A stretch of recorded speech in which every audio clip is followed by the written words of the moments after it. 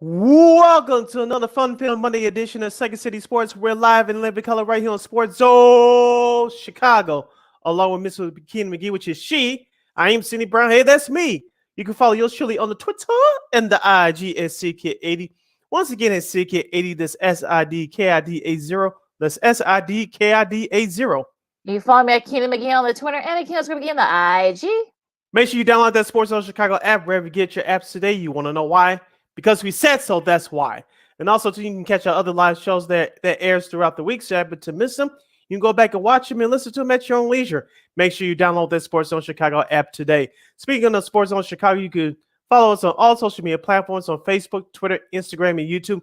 Please follow Sports Zone Chicago on all social media platforms on Facebook, Twitter, Instagram, and YouTube. You want to catch our audio version of this show? You can subscribe to our podcast at War on Anchor. We are available on all podcast platforms, including the iHeartRadio app. Make sure you type this in your search engine boxes on those podcast platforms. You ready? WARR on Anchor. Once again, at War on Anchor on all podcast platforms. And while you're at it, please give War Media a follow at WARR Media on Facebook, Twitter, Instagram, and YouTube. Please follow War Media on all social media platforms on Facebook, Twitter, Instagram, and YouTube. And thank you very much in advance for your support. Like, share, subscribe, and tell your friends. We are unapologetically fun, and we have very definite opinions. You have any definite opinions due to our extravaganza we call a Sports Talk Radio Show, you can always hit us up in the comments section on our Facebook page at Sports Zone Chicago or at Sports Zone Chicago's YouTube page.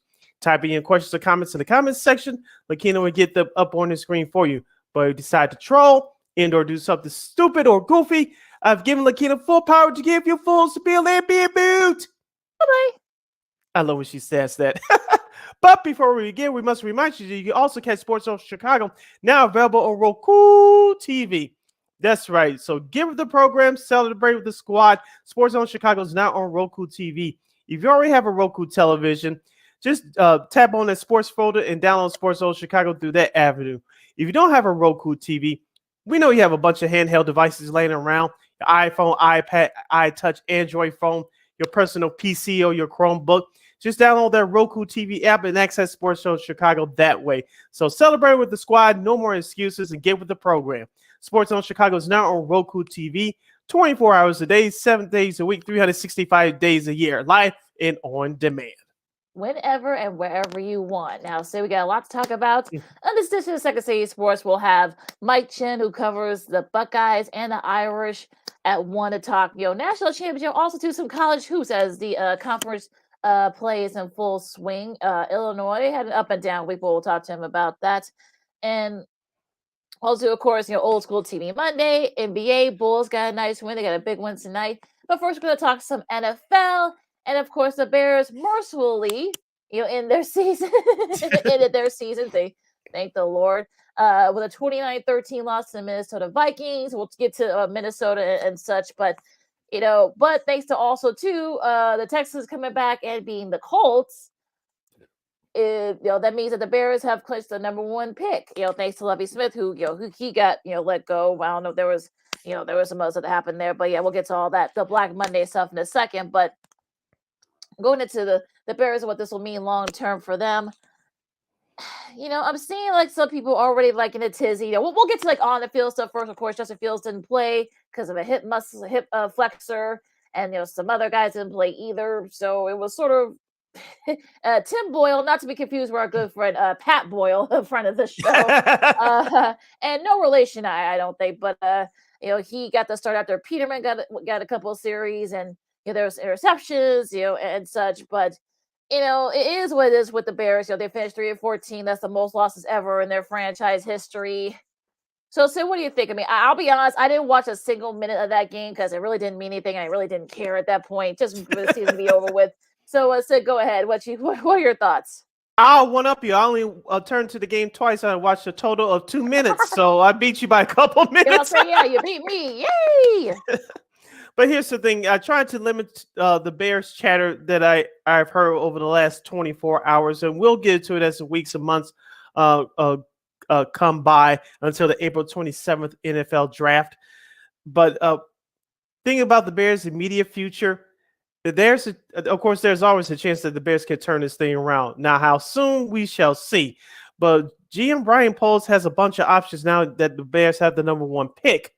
You can hold out until the last second to get a heist from some of these teams like Detroit, Houston, or whoever else decides to jump into the mix at the last minute, or do you draft the best player available? Me personally, as of right now, if you had held a gun to my head, I said hold out for the best deal possible. I want your first round pick for this year and your first round pick for next year, and maybe give me a second and third round pick, which will accumulate to multiple picks, because the Bears still need bodies on this roster. As I told you, Lakeena, all season long, if you paid attention, the Bears' infrastructure is still being built both on the offensive and defensive lines. I think they'll take with their first pick, if they stay at number 1 or trade out of it, still get a good top 5 first round pick. They'll draft that defensive lineman out of Alabama or Georgia, which will bring up with Mike Chen at the top of next hour. You need a defensive end. You need a pass rusher that's going to rush the passer. The Bears didn't have that this year. I think we need a run stopper as well, but you can get that on later in the draft. My 2 concerns for the Bears going into this offseason, I think it's going to be a majority of defensive-heavy draft, but you need a pass rusher. You can probably get that in free agency as well, but you definitely need some offensive linemen. And most offensive linemen, they are franchise players. You get them in the draft. And that's what the Bears should be focusing on this offseason. Well, it'll be interesting though, because we all saw Danny Parks' tweet from 6-7 to Score, another friend of the show.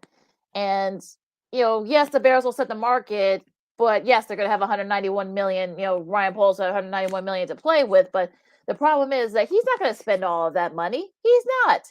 And look, could he probably has to take the number 1 pick, dangling in front of, various teams like the Texans, like the Cardinals, we'll get to them in a second, and a few other teams, dangle that in front of us like, hey, like a carrot. So like, hey, you know what? We got, I got number 1 pick here, give us some multiple picks, and that's what we'll talk. But look, we don't know. I mean, I know everybody wants to say, well, if they can do this, he can do this, he can do that.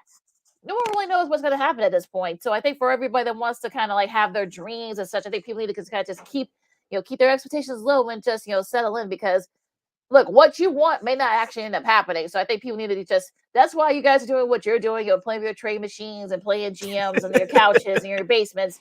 And that's why they do what they do. You're listening to Second City Sports on the Monday edition right here on Sports Zone Chicago. We're live and live in color. Sid, Lakeena here with you, discussing the try to predict the immediate future of the Chicago Bears as they finish the 22 season with a 3-14 mark. They're on a current franchise-long 10-game losing streak. They'll attempt to break that at some point next season. Lakeena, also another shout out to our good friend of the show from Sox on 35th. He was at the game yesterday. I don't know if you saw his tweet. Jordan Lazowski. He got mentioned by our girl in front of the show, Layla Rahimi of NBC5 on Sports Sunday last night, because his tweet went viral because he was at the game yesterday, and he caught a couple of many Bears fans watching the end of the Houston Indianapolis game on the not the jumbotron, but on the TVs in the concourse, and many Bears fans celebrated that the Texans will get the number 2 pick and the Bears will get the number 1 pick. But I've been warning Bears fans all year long, Lakeena. You just took the words right out of my mouth. That be careful what you wish for, Bears fans. Will you actually get it? Ryan Poles is in a good position. He has many options. He can trade the pick, or he could keep the pick. But if he's going to trade the pick, I demand the highest, and rightfully so, because there are some teams, as you mentioned, Lakeena, that they need a quarterback. I know Bryce Young is out there. I don't know who the others yet. We'll get to them in due time. But I heard this other crazy scenario over the weekend. I don't know if you heard it, Lakeena. This is some sports Twitter, sports talk 90s, sports talk BS. Draft a quarterback at number 1 and trade Justin Fields. Are you bleeping kidding me? Seriously. I know Justin Fields is not a finished product yet, but he's not all the trash quarterbacks we watched growing up, Lakeena. He's not. It's one of those things where you're kind of like, see, this is why I tell people, like, this is why you're playing with your trade machines, and this is why everything else is sort of secondary. So I think that video game mentality is like, it doesn't work in the real world. It doesn't. Go on. Yeah, I mean, look. Jalen Carter, who's the defensive, interior defense, but you'll see tonight for a national championship game. I know his name's been floating around. Willie Anderson Jr., who's all SEC edge rusher, one of the top defenders. We'll talk to Mike about that. I know his name's been floated out there as well for the Bears. I mean, I think the whole thing with Bryce Young and such. I mean, do you want to go back and start over? Because you're going to be right back to where you started, especially if you don't make any improvements on the wide receiver side. So I think for people to kind of say that, I saw that tweet too. People were saying, they should trade draft Bryce Young and trade Fields. Are like, wait, what? That doesn't make any sense. But but I digress. But like I said, I think could he get this right on top of Ryan Poles? Sure, but could he also screw it up?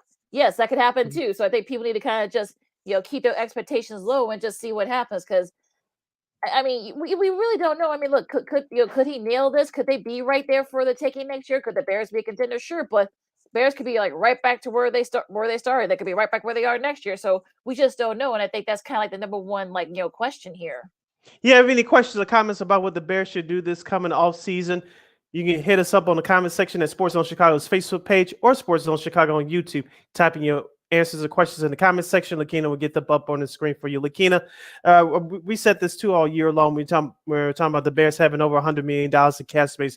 They shouldn't spend all that money, and they're not going to spend all that money. Here's why. Because about 2 or 3 years, I think personally 2 years from now, Justin Fields will be asking for a contract extension. Assuming that he improves and stays healthy, and the Bears can make the playoffs next year or the year after, barring health, he's going to be a main reason why.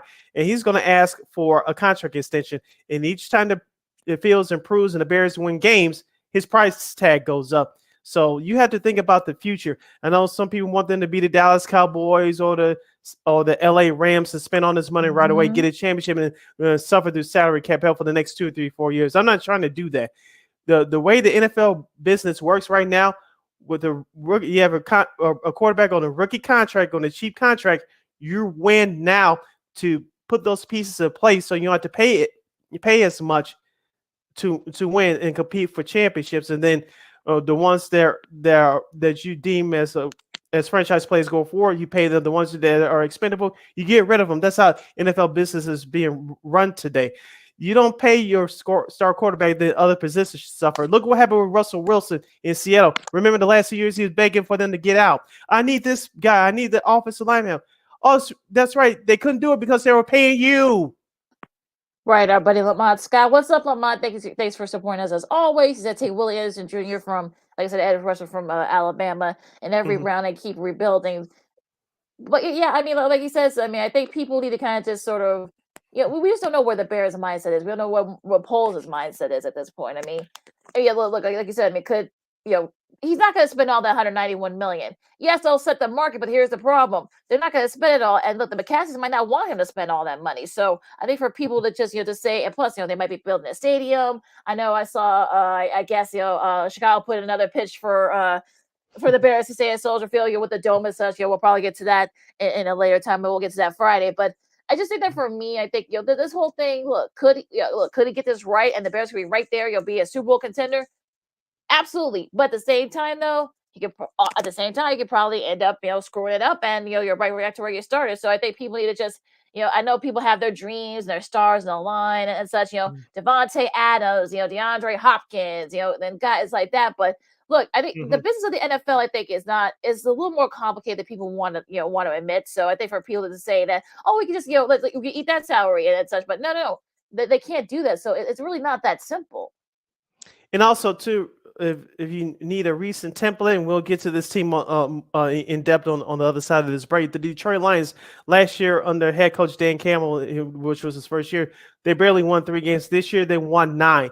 And if there's a recent template in your own division, you can look at the Lions. But everything has to fall right for the Chicago Bears almost perfectly, because the Bears this year had 3 wins. Can they improve next year? I think they will. How many wins, we don't know. We got to see what moves they complete in free agency, but the draft is going to be most important, because that's where you build your foundation. Yes, you overpay in free agency. That's the name of the game, but your foundation is built through the draft. And the Bears can look at a couple of teams in their division for immediate turnarounds. Minnesota this year by winning the division. In Detroit, even though they came up 1 game short of making the playoffs, they went from 3 wins last year to 9 this year. Absolutely. That's sort of, we'll see what happens with that one. So yeah, it's going to be very interesting there. So we'll talk. Listen, we'll talk more about this with our girl Christine Manica on Friday, and we'll talk more about this too with others, down the line. But we're gonna take a really quick break. We're gonna talk the rest of the NFL. The playoff, the Super Wild Card weekend is set. Black Monday is already underway as various coaches, including one team that's completely cleaning house, and so much more coming up. Lakeena McGee, Cindy Brown, Second City Sports on Chicago. More NFL talk right after this. The This year, my mom got me the perfect bag for back to school. These colorful binders help me stay organized. These headphones are just what I need for studying. These new sneakers are just what I need for the new year. This jacket is a real must-have. My parents got me the skateboard I wanted. It's pretty cool. These scissors really come in handy in art class. These colored pencils, too. These new socks, they can be a real lifesaver.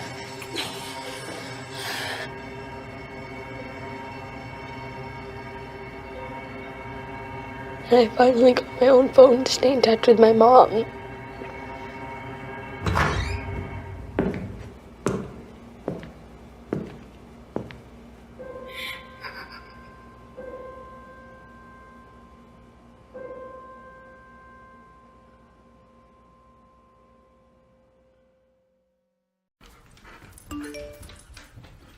Trisha's having a sleepover tonight. Can I go? I wonder about Lucy's friends. What should I say? I know you're only 10, but one of these days a friend will offer you a drink.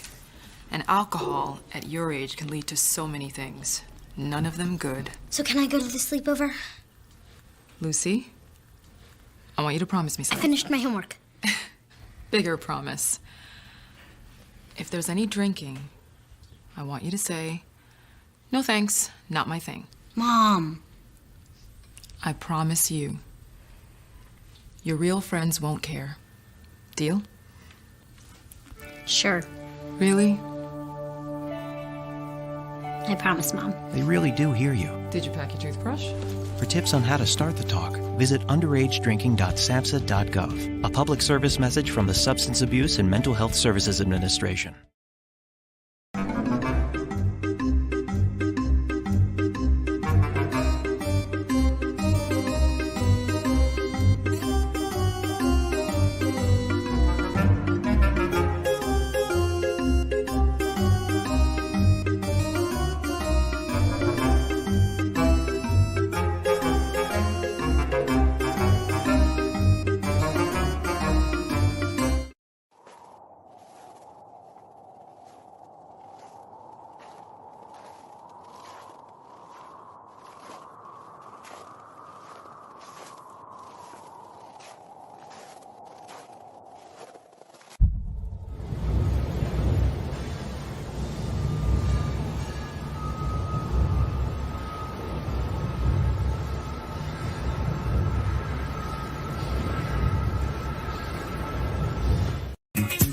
Hey, this is Dr. J, and I listen to Sean and Maya in the morning.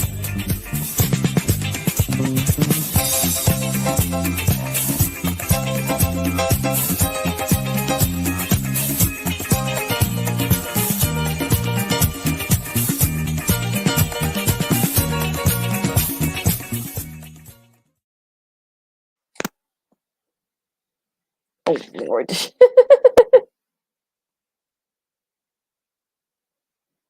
Oh, Welcome Lord. back to Second City Sports, the Monday edition. We're live and live in color right here on Sports Zone Chicago. I'm Sid. That's Lakeena. You can follow yours truly on the Twitter and the IG at SidKid80. Once again, it's SidKid80. That's SIDKID80. That's SIDKID80. You can follow me at Keita McGee on the Twitter and Akina's going to be in the IG. And make sure you download that Sports Zone Chicago app. And now Sports Zone Chicago, you can also catch it out on Roku TV. Lakeena, let's get into the last weekend of the regular season, week 18, some of the key games that took place over the last couple of days as the regular season for 2022 is now over. This are the results from Saturday's games. The Chiefs, as expected, they blow out the Las Vegas Raiders on the road 31-13. The Chiefs finished the season at 14 wins, which means that they'll get the number one seed overall in the AFC. And then, of course, on Saturday night, the Jacksonville Jaguars, yes, George Shirley picked them to make the playoffs this year. They take the AFC South by defeating the Tennessee Titans 20-16. Trevor Lawrence, 20-32, 212 yards and a touchdown. Derrick Henry for the Titans, 30 carries for 109 yards. But Christian Kirk was the man for the Jaguars, 6 catches for 99 yards and a touchdown. Yeah, we'll get to all this sets of all the Florida teams down there in a second. But They were 3-7 through the first 10 games, and they became the second team all time to make the playoffs after starting at 3-7 or worse. The only other team to do that was Washington back a couple of years ago in 2020. So, is imagine the difference coaching makes. I mean, they had they were down the fourth quarter, they came back, they were able to beat the Titans, they ended up winning the division. So, congrats to Trevor Lawrence. We're gonna see him in the playoffs. Doug Pearson is in his first rodeo, and the rest of that team, because could they perhaps maybe go far? That might be a bit of a, they may not be ready for that stuff yet, but the fact that they took this step, I think it's going to be it's really cool. Congrats to that organization, because they definitely deserve it. Yes, and all the changes that they had throughout the last few years. This is the first successful season they had since that franchise reached the AFC Championship game when they lost to the Patriots back in 2017. To Sunday's action, it was an emotional day as expected in Western New York in Buffalo, in the city of Buffalo. The Buffalo Bills get 2 kickoff returns from former Colts running back Nyheim Hines as the Bills keep the Patriots out of the playoffs by defeating them at home 35-23. Josh Allen, 19-31 for 254 yards, 3 touchdowns and a pick. Ramondre Stevenson for New England, 6 carries for 54 yards. Stephon Diggs was the man for Buffalo in the receiving department, 7 catches for 104 yards in the fourth quarter score. Yeah, they had 0 kickoff returns for TDs, and of course Nyheim Hines. You could feel the electricity and the emotion and such. That kickoff return. If you saw Josh Allen's reaction, like doing this, like, wait, what the heck just happened? Yeah. But they were, look, it was like that for all over the league and such, but it's definitely in Buffalo, and you felt the energy, you felt that electricity that kind of came through. He talked to I'm talking about DeMar Hamlin, talked to his guys before the game, and I think if we heard Allen's comments afterwards, they really needed that. And Hines took the both a punt return and a kickoff return. He's the first guy to do that since Leon Washington all the way back to 2008. Which is crazy. It's been that long since someone had 2 of those in one game, one of each in one game. He did have a little bit, that interception Allen threw, in the red zone. You got to clean that up, especially going into the playoffs. But look, he threw for 3 touchdowns, and James Cook was actually the leading rusher. I know that makes you happy, Sid. Allen did not lead the team in rushing, but Diggs, John Darren Singletary Brown, fumble, that didn't make me happy, but they were able to overcome it. Yeah, they didn't. That wasn't a lot of damage from that one. They only gave up a field goal there, but yeah, Brown, Diggs, and of course, Dawson Knox, each had a touchdown catch. So I think they clinched the 2 seed, and plus with the fact that they couldn't finish that game against Cincinnati. If the Chiefs and the Bills, I should say, meet each other in the AFC Championship game, it will be a neutral site. So they're still looking for a neutral site. So that's something to look out for as well. But yeah, they clinched the 2 seed. Buffalo does, and look at that. And they've had a really rough week, and it really kind of energized the team. So we'll see if they keep that up. Yeah, real quick before we move on, head coach Bill Belichick of the Patriots, or we call him Bill Belichick on this show. I know he's pulling his hair out this morning because of the special teams touchdowns that he gave up. If you really know the history of head coach Bill Belichick, he started off in the special teams department with the Colts back in the day, and they moved his way up with the New York Giants and through other organizations. He really stressed his fundamentals on special teams, and that was not their finest hour yesterday. So we'll see what New England has going on moving forward into next season. And speaking of Cincinnati, Lakeena, the Bengals hold off the Baltimore Ravens without Lamar Jackson, 27-16. The Bengals scored 24 to 27 points in the first half. Baltimore made a late charge, but the Bengals defense comes up big with a fumble recovery for a touchdown late. Also, Anthony Brown, who made his first start for the Ravens, had 2 picks, so that didn't help them. Of course, Mark Andrews didn't play either for the Ravens, so that you gotta think that hopefully Lamar Jackson can come back, or maybe Tyler Huntley, because they actually have a shot, because they face each other again this Sunday, so they gotta play each other again. So we'll see what happens, but yeah, they got to clean some things up there too. I'm talking about the Ravens. Look, the Bengals look really good. I mean, Joe Burrow, not his best showing, but only had 1 touchdown pass. But look, the defense, did just the defense, were the ones that kind of the stars there, so they really didn't have to do too much. I'll talk about the offense, but we'll see what happens with that. We'll get to that matchup on Friday. Now going into Houston and Indianapolis, I mean, that was a weird game. Our buddy, shout out to our buddy Spiro Diaz for the show who called this game. Someone had to do it.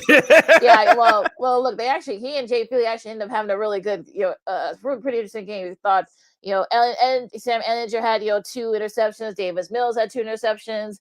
It was actually Davis Mills that kind of started that, that comeback for the Texans and such. That ended up, getting the Bears the number 1 pick. So of course, Lovie, ends up getting fired, unfortunately. So, that I guess he I'm sure he knew that, his days were numbered there. So, finally, you might as well screw them, I guess, in the process. They finished at 3-13-1. You got to think Jeff Saturday, look, seems like a really nice man, but he's not ready for the NFL coaching yet. So, he's up like 1-7, I think, in those 8 games he coached. So, yeah, not good. Not good at all. Yeah, Jeff Saturday, go back to ESPN. They're ragging for a little bit about being a head coach, and they'll just pretend like this didn't happen. So Jeff Saturday will be fine going forward. Now, the last playoff spot in the AFC was clinched yesterday in South Beach, Florida, thanks to the Miami Dolphins' 11-6 win over the New York Jets. No offensive touchdowns were scored. Skylar Thompson stepped in this starter for the Dolphins. He was 20 of 31 for 152 yards. Jeff Wilson Jr. for the Dolphins, 16 carries for 72 yards. And rookie wide receiver from the Jets, Mr. Garrett Wilson, had 9 catches for 89 yards. Lakeena, I did watch the majority of this game yesterday. There was no offense to speak of, but both defenses rose to the occasion.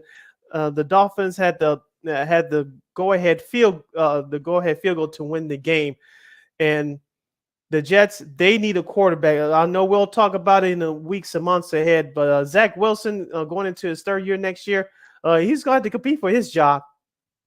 Yeah, the Marlins beat the Yankees 11-6, I think, because that's basically what it was. It was a football Since score. the 2003 World Series. Yeah, I'll say the safety. It was a safety that ended the game for. So go figure with that one. Yeah. Look, the Dolphins. Mike McDaniel finally won a challenge. He had been like 0 for the challenge. Yeah, it was supposed to. They thought it was a catch, but it wasn't. I'm talking about with the Jets. So that kind of led the way there for the Dolphins to kind of take over in that game. But yeah, it's going to be very interesting though to see what the Jets do, especially with at QB, because like you said, they had a lot of injuries, and Zach Wilson's not the answer. Mike White's been up and down. Joe Flacco, you got to think this is probably going to be the tail end of his career. Yeah. It's probably going to be it for him. But yeah, could they draft a QB? They're going to be in the top 5, so we'll see what happens. But yeah, look, shout out to it's going to be interesting who ends up being the quarterback, starting. Will it be Bridgewater? Will he be able to come back? Will it be Skylar Thompson again?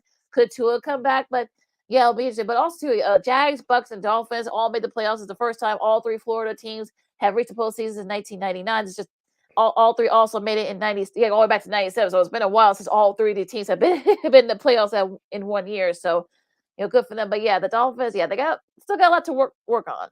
Yep. Let's go up the coast to Pittsburgh, Pennsylvania, where the Pittsburgh Steelers will end the 22 season without a playoff berth, but they end the year with the over 500 mark at 9-8 after defeating the Cleveland Browns 28-14. Mike Tomlin does not have a chance to coach in the playoffs this year thanks to the Miami Dolphins winning their game. But Najee Harris was the man for the Steelers, 23 carries for 84 yards in a score. And as far as the receiving is concerned, George Pickens had 3 catches, 72 yards in a score. Also, too, no losing season yet for Mike Tomlin. So I think that's the most important thing, there, because he had not had a losing season. So he still doesn't, with the nice little run. But unfortunately, like you said, they're not going to go to the playoffs because the Dolphins beat the Jets yesterday. But look, they finished strong. There's supposed to be a rebuilding year for the Steelers. They were right there in the cusp of making the playoffs. It looks like Kenny Pickett looked really good. I think Najee Harris, they got something going on, and George Pickett too looked really good as well. In the last few games of the season. So the defense still really solid. Although I think Fitzpatrick's contract is up, so that might be something they gotta think about that as well. But look, I think the building blocks are there for the Steelers to compete in the AFC North next year. All right.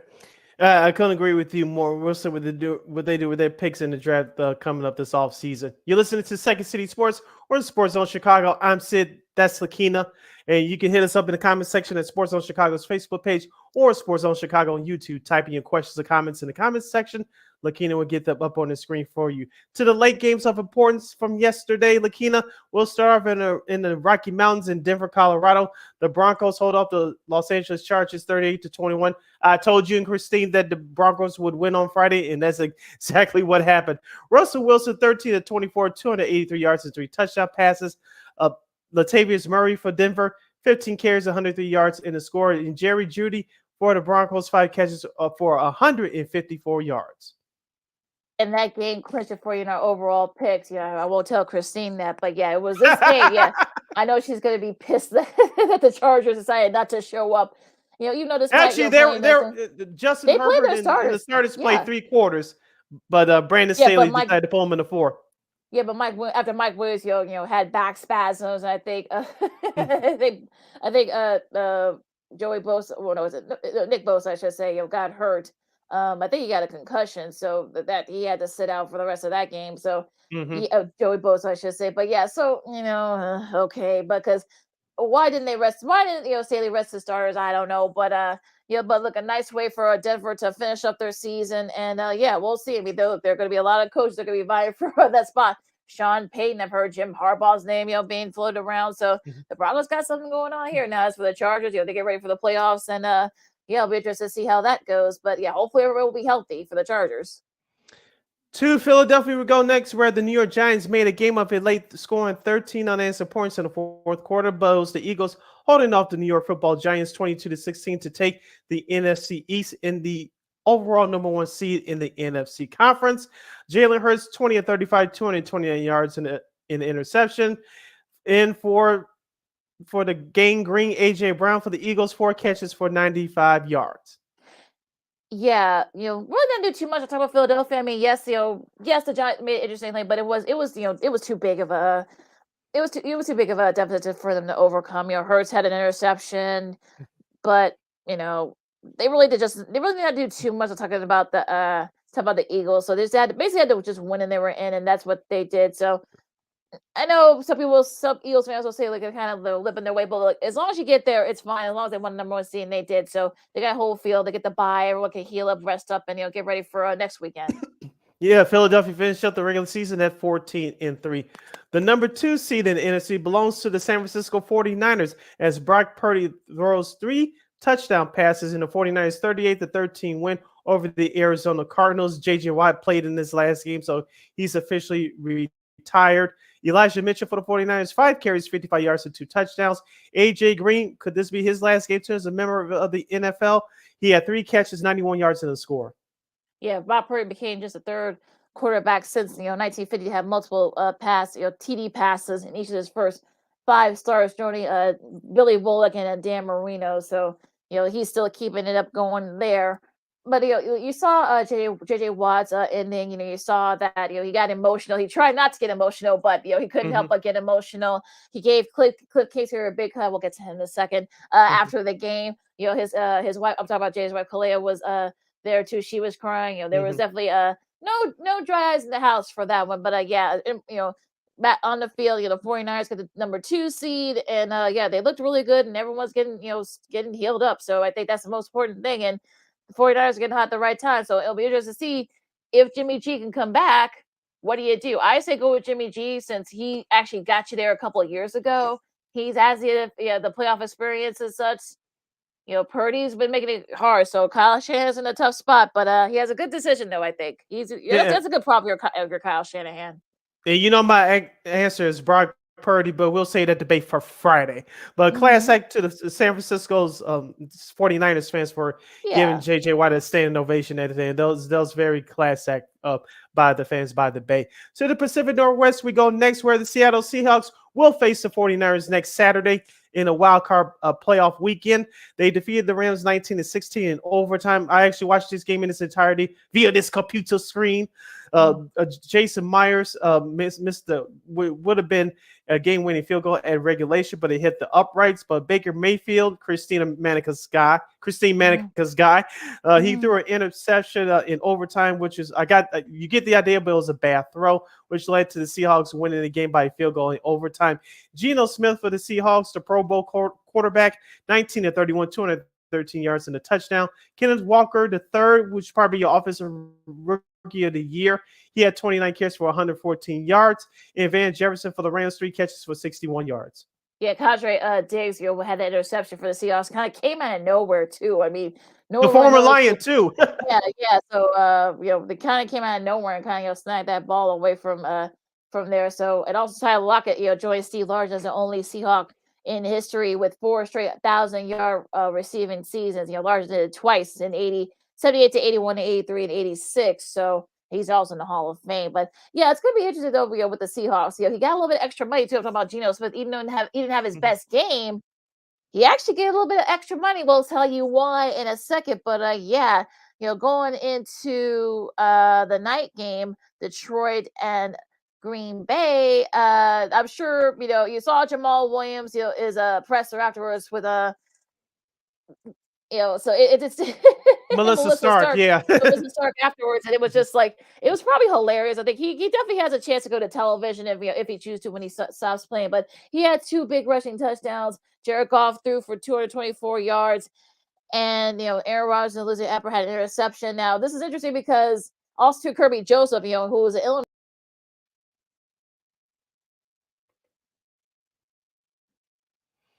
Yeah, as Lakeena was trying to mention, Kirby Joseph, who picked off Aaron Rodgers last night, he becomes the first player to pick off Aaron Rodgers for three interceptions in a single season against an opponent. So Kirby Joseph gets the start of the game for the Detroit Lions.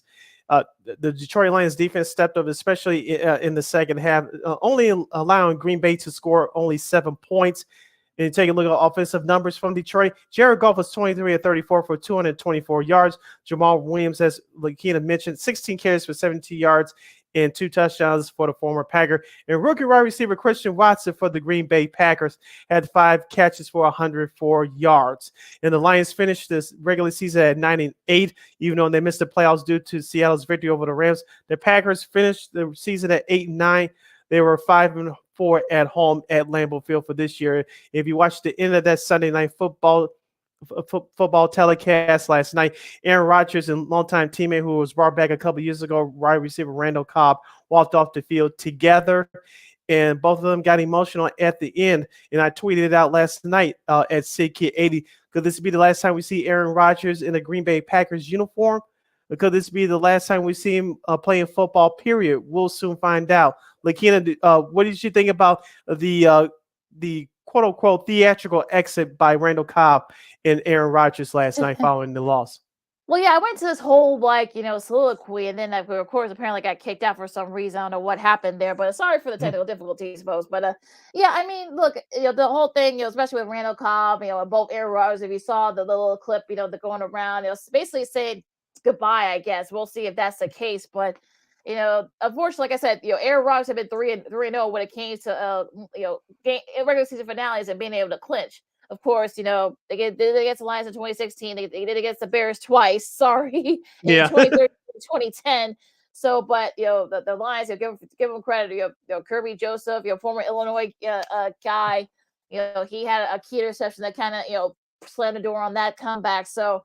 Look, I mean, we'll have to wait and see. I know he got the contract and such, but I don't know. I mean, you got the Vikings are on the up and up. The Lions are coming up. We'll see what the Bears do next year. But yeah, it's going to be very interesting to see if this is his last game. Are we going to go through this whole thing that we've been going through the last couple of years? I hope not, but we'll see. All right, here comes our week 18, I should say, studs and duds from the last time for the regular season. Lakeena, let's hear your 3 studs first. My 3 studs, of course, the Dolphins, getting in at the first time since 2018, going into the playoffs. Got to give them some love, despite, being down to their third stringer and Skylar Thompson. We'll see who's going to be starting there. The Jaguars, going back to the playoffs. You'll see coaching makes a big difference there, folks. We're going to see Trevor Lawrence and the gang, seeing them. And I'll say the Lions, too. I mean, the fact that, look, despite not being able to go to the playoffs themselves, I mean, they kept one of their biggest rivals from going. So, I think that's what you like to see. And they got something good thing to build up on. Yeah, my first stud is Corey Joseph. He picks off Aaron Rodgers again. He did it twice in their first meeting earlier this season at the Ford Field, and he did again at Lambeau last night. He gets my first star. Of course, my second stud would be Nyheim Hines from the Buffalo Bills. 2 kickoff returns for a touchdown. Special teams is important, folks, especially as we get into the playoffs. And he set the tone yesterday with an opening kickoff return for a touchdown. Great call by Jim Nantz on CBS yesterday. Of course, Tony Romo goes crazy. This was a storybook beginning, and you could, like you said earlier, you could feel that celebration. You could feel that energy from the crowd. Those fans were waiting for something big to happen, and they got it right away.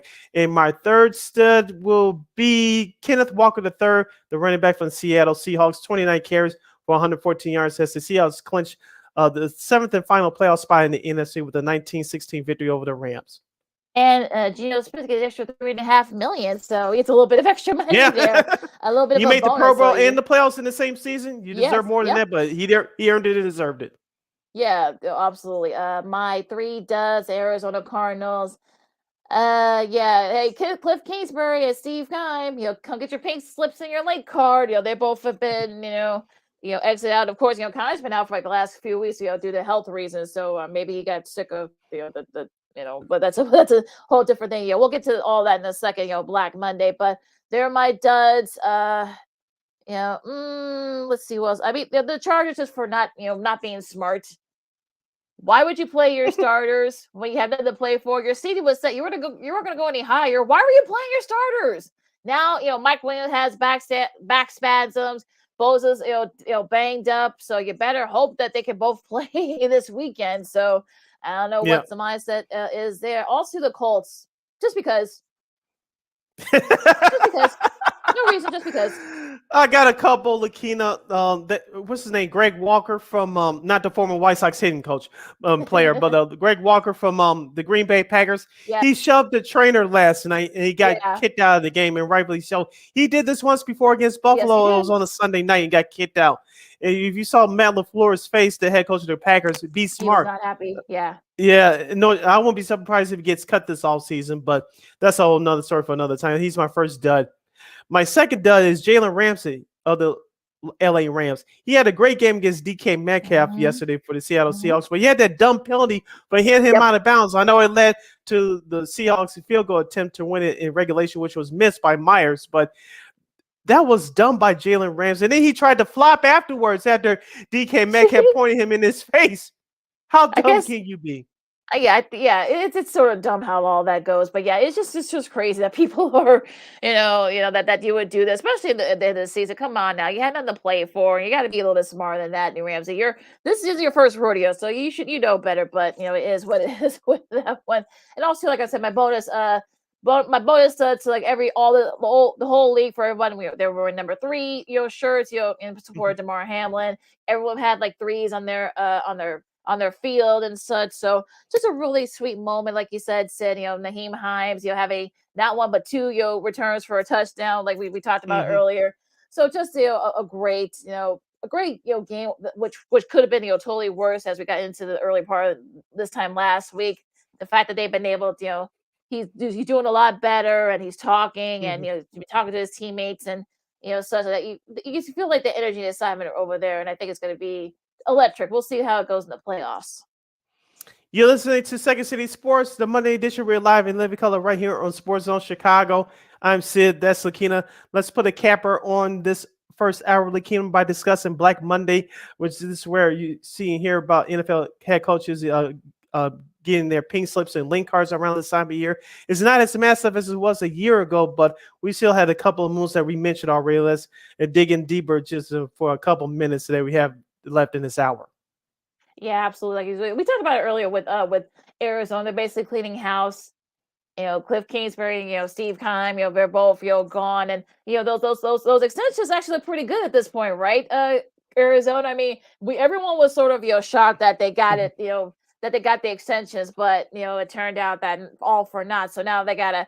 I know that the Patriots need a new OC. I know Alabama back in college they need a new OC. So Cliff Kingsbury be going to one of those jobs, or gonna end up doing television. So we just don't know. But yeah, we'll probably see more. I think Cleveland got rid of their top defensive coordinator too. So yeah, it's gonna be more coming up, even though we haven't seen it yet. Yep, and we'll talk about the moves and shufflings going on from around the National Football League as playoff approaches. As the playoffs approach, and then all seasons are waiting for the other teams that did not make it this year. So we'll talk about them in the days and weeks and months ahead. Hour number 1 in the books. Hour number 2 straight ahead as you listen to the Monday live edition of Second City Sports on Sports Zone Chicago. When we return, Mike Chen, who covers college football and college basketball, is going to hop on with us to preview tonight's national championship game in college football between TCU and Georgia. And we'll get into a whole lot more Chicago sports topics with him as well. We also have Old School TV Monday, and we have to talk about the Bulls in the rest of the NBA. I'm Sid. That's Lakeena. Hour number 2 straight ahead as you're listening to Sports Zone Chicago. No, I don't know though. I'm scared. I mean, you're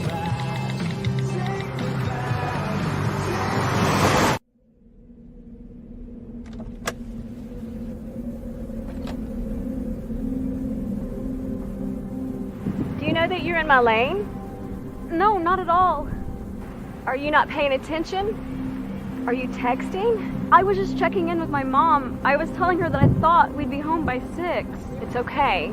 There's enough time. Just pay attention. I'm not even halfway through my text. There's no way. I'm not even going to look up. My babies are in the car. You have to pay attention. It's just supposed to be a quick text. I'm so sorry.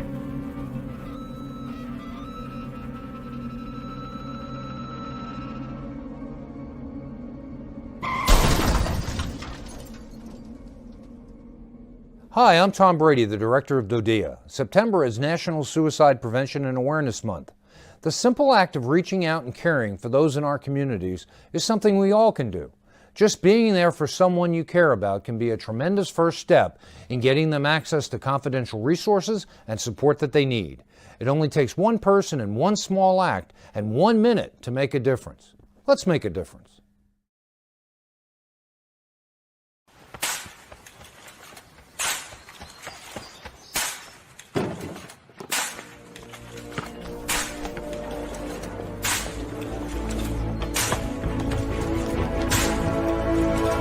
Solve it!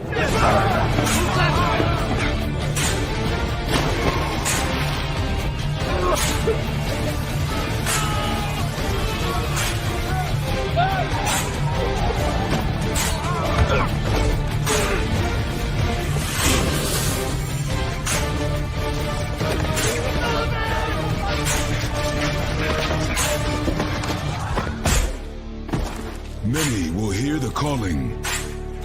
Few will earn the title. United States Marine. The few, the proud, the Marines.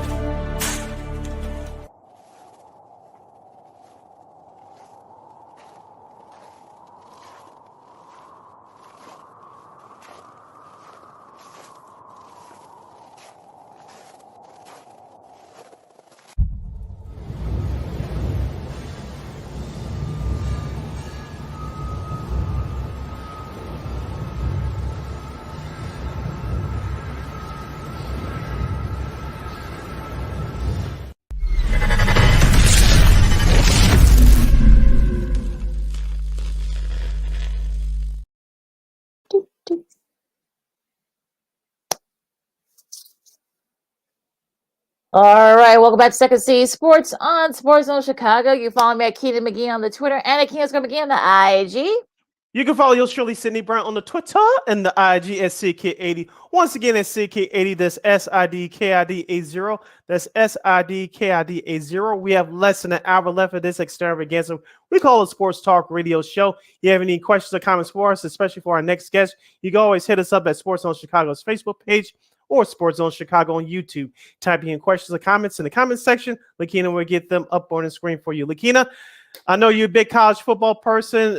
Yours truly tries to get into it, but tonight's championship game is really big, and I can't wait for this one to start between the Georgia Bulldogs and the TCU Horned Frogs. Of course, TCU pulled off a big upset over Michigan last week, while Georgia held off Ohio State in a great game in the Peach Bowl. But bring us on our next guest, who I got a chance to know very well a few years ago. He's going to help us preview tonight's matchup, and we'll get into other sports topics as well. All right, he is the one, the only. I should say the because it's on his Twitter. on his Twitter, it's the Mike Chen. Making his debut here on Second City Sports. Mike, how are you? I'm good. Thank you for having me, everybody. Yeah, we're happy to have you. Now, what's your synopsis of this whole game? Could TCU pull off another upset? Could Georgia dominate? Will be somewhere in between. What's your mindset of tonight's game? Well, heading into it, kind of the way I looked at it is Georgia and Michigan are very similar teams. They run very similar offenses. They have very similar styles of football. They rely a lot on their defense, although that didn't show up for Georgia or either team actually in the semifinals. But they're very tight end orientated. They have their quarterback not make a lot of mistakes, etc. But the difference between Michigan and Georgia is that Georgia recruits better. Georgia's got a bunch of 5-stars all over the place. They have 25 5-stars according to 247 Sports on their roster. And look, if TCU barely held off Michigan, they're playing like a bigger Michigan, a better Michigan, a more talented Michigan in Georgia. And I just can't see TCU really being able to do it twice. I think that Georgia across the board has better talent than Michigan. And if you're looking at a team that does the same things and one that's more talented over the other one that's not as talented, you're going to go with the one that's more talented. So I like Georgia tonight. I think TCU will put up a game. That's just how they are. But at the end of the day, I think the Bulldogs just wear out the Horned Frogs and back-to-back champions. Let's focus in on that Georgia defense for a second, Mike. Of course, you mentioned they got big guys up front. Is one of the best lines, if not the best defensive line in the country. But I told Lakeena this about 2 weeks ago that Georgia secondary wasn't tested as much this year. Of course, Ohio State did a great job of that throughout the game. But on the flip side, Max Duggan passed for only 225 yards in TCU's win over Michigan last week. Do you think that TCU can take a page out of Ohio State's playbook and attack their secondary tonight, or do they stick with their own game plan that got them the win against Michigan last week? I think they, personally, they have to stick with their own game plan. Now, I do think that they're going to take some concepts that they saw that Ohio State did that succeeded for them, and if it works for their personnel, go ahead, use it. But look, they have a great wide receiver in Johnston who's probably going to be a top 15 pick there. So they just don't have the depth that Ohio State does at wide receiver. I mean, look at the Buckeyes had 2,000-yard receivers, in Emeka Egbuka and Marvin Harrison Jr. Look, TCU doesn't have that. Max Duggan, he's a great quarterback, but, is he quite on the level of C.J. Stroud? No, you're looking at a top 5 NFL draft pick, and you're also looking at a guy that probably will go in the 6th, 7th round when he gets selected. So I think that if TCU wants to compete and have the best chance to win this game, they have to play to their style. They don't change anything, because that's what good football teams do. You make the other team adjust to your style. And yeah, again, conceptual wise, it would be smart to take some of what other teams did and make it work for them, as long as personnel wise, again, it works. But for them to completely change their offense at this point in time when they've been practicing something else for the past 6 months, it just doesn't make a lot of sense. But I do think that there are some holes in that Georgia secondary that they can exploit. Kelly Ringo, great player. I think that he's going to be, also you're looking at, and again, when you talk about Georgia, you're talking about top to bottom. A lot of guys are going to get drafted very high in the NFL, and he's another guy that's just kind of like the next guy in their secondary. So, look, I think that they have plenty of talent to stop what TCU is going to try and do. But, I think that TCU is smart enough to throw some wrinkles in there. So it should be interesting to see how Kirby Smart combats that. It'll be interesting to see, especially with the running backs too. Both the main running backs for both teams are great. Kenny McIntosh, we know a lot about him. He's probably one of the best running backs, in all of college football, if not, just in the SEC. Now, Kendrick Miller, however, he can move the chains as well too. So who do you think has the edge there? As a workhorse, Miller obviously is the better one. McIntosh is more of the all-around guy. McIntosh doesn't obviously have the yardage total that Miller has, but what McIntosh doesn't do on the ground, he does through the air. He is a guy that Georgia's going to get the ball either way. He's like the second leading receiver on the team behind Brock Bowers. And, I think it's a wash here. I think both are very talented players, but both do things a little bit differently inside the offense. Miller's not as big of a pass catching threat as McIntosh, and I think McIntosh has that little bit of both. Both of them are explosive. I would not be surprised to see both of them rip off huge runs in this game, because I think that at this point in time, defenses are a little bit tired of that turnaround as well. And it was both semifinal games were just blows and haymakers back and forth from each team. And, it was arguably the most exciting pair of semifinal games we've ever seen in a college football playoff era. And I just think that, when you look at the end of the day, the running backs, I really think it's a wash. I think both of them are very, very good on each side. Going back to that TCU defense, Mike, of course, they set it off with a pick six last week against Michigan, and Michigan was the team that was playing catch up all night, and they caught up to them at the end. But Dylan Horton had all four of TCU sacks. But I'm assuming that he's going to get double teamed at some point during the game tonight. Who else need on that defensive front or in the linebacker core that needs to step up tonight on TCU? To be honest with you, I really think Horton plays another game like that. He was absolutely phenomenal, as we all saw. He did everything. He played the game of his life. But I think conceptually, once again, TCU doesn't rely on just one guy. They're going to do it as a team. When you look at the way that they've uniquely set up their defense, you don't see a lot of that right now. 3 down linemen, you just don't see a lot of. And, they're going to blitz the gaps. They're going to force you to play outside of what you like to do. And that's what Michigan did. Look, Michigan wanted to run the ball. Their offense revolves around ground and pound. And when they realized in the second half that they weren't going to be able to do that they needed to throw the ball, they threw it for, J.J. McCarthy obviously threw it for a bunch of yards. But TCU's defense had those 2 key pick sixes, and that was really kind of the end of it. So I'm not going to, single out any one of the guys on TCU's defense because I just think that as a group, they're very solid. And I think that, if they can confuse Stetson Bennett, which at this point in time, you have to give it up, hats off to Stetson Bennett. He's far exceeded everything that I thought he could do as a quarterback. If they could somehow manage to confuse him, which doesn't seem like really is the case because he doesn't seem to get rattled ever. If they can confuse him to make some mistakes like they did McCarthy, they definitely have a shot at potential upset. But I think that overall the TCU defense they just do a fantastic job as a unit to get the job done. Well, Georgia's defense is no slouch either. Yeah, their secondary is very questionable. They're young, but Jalen Carter is probably one of the best front 7 guys in the country. So you got to think that he's going to be gunning for Max Duckett, especially. You might get double teamed too, so who knows? But what do you think about him and his chance to try to slow down that TCU offense? What was interesting about Carter against Ohio State was that he got tired.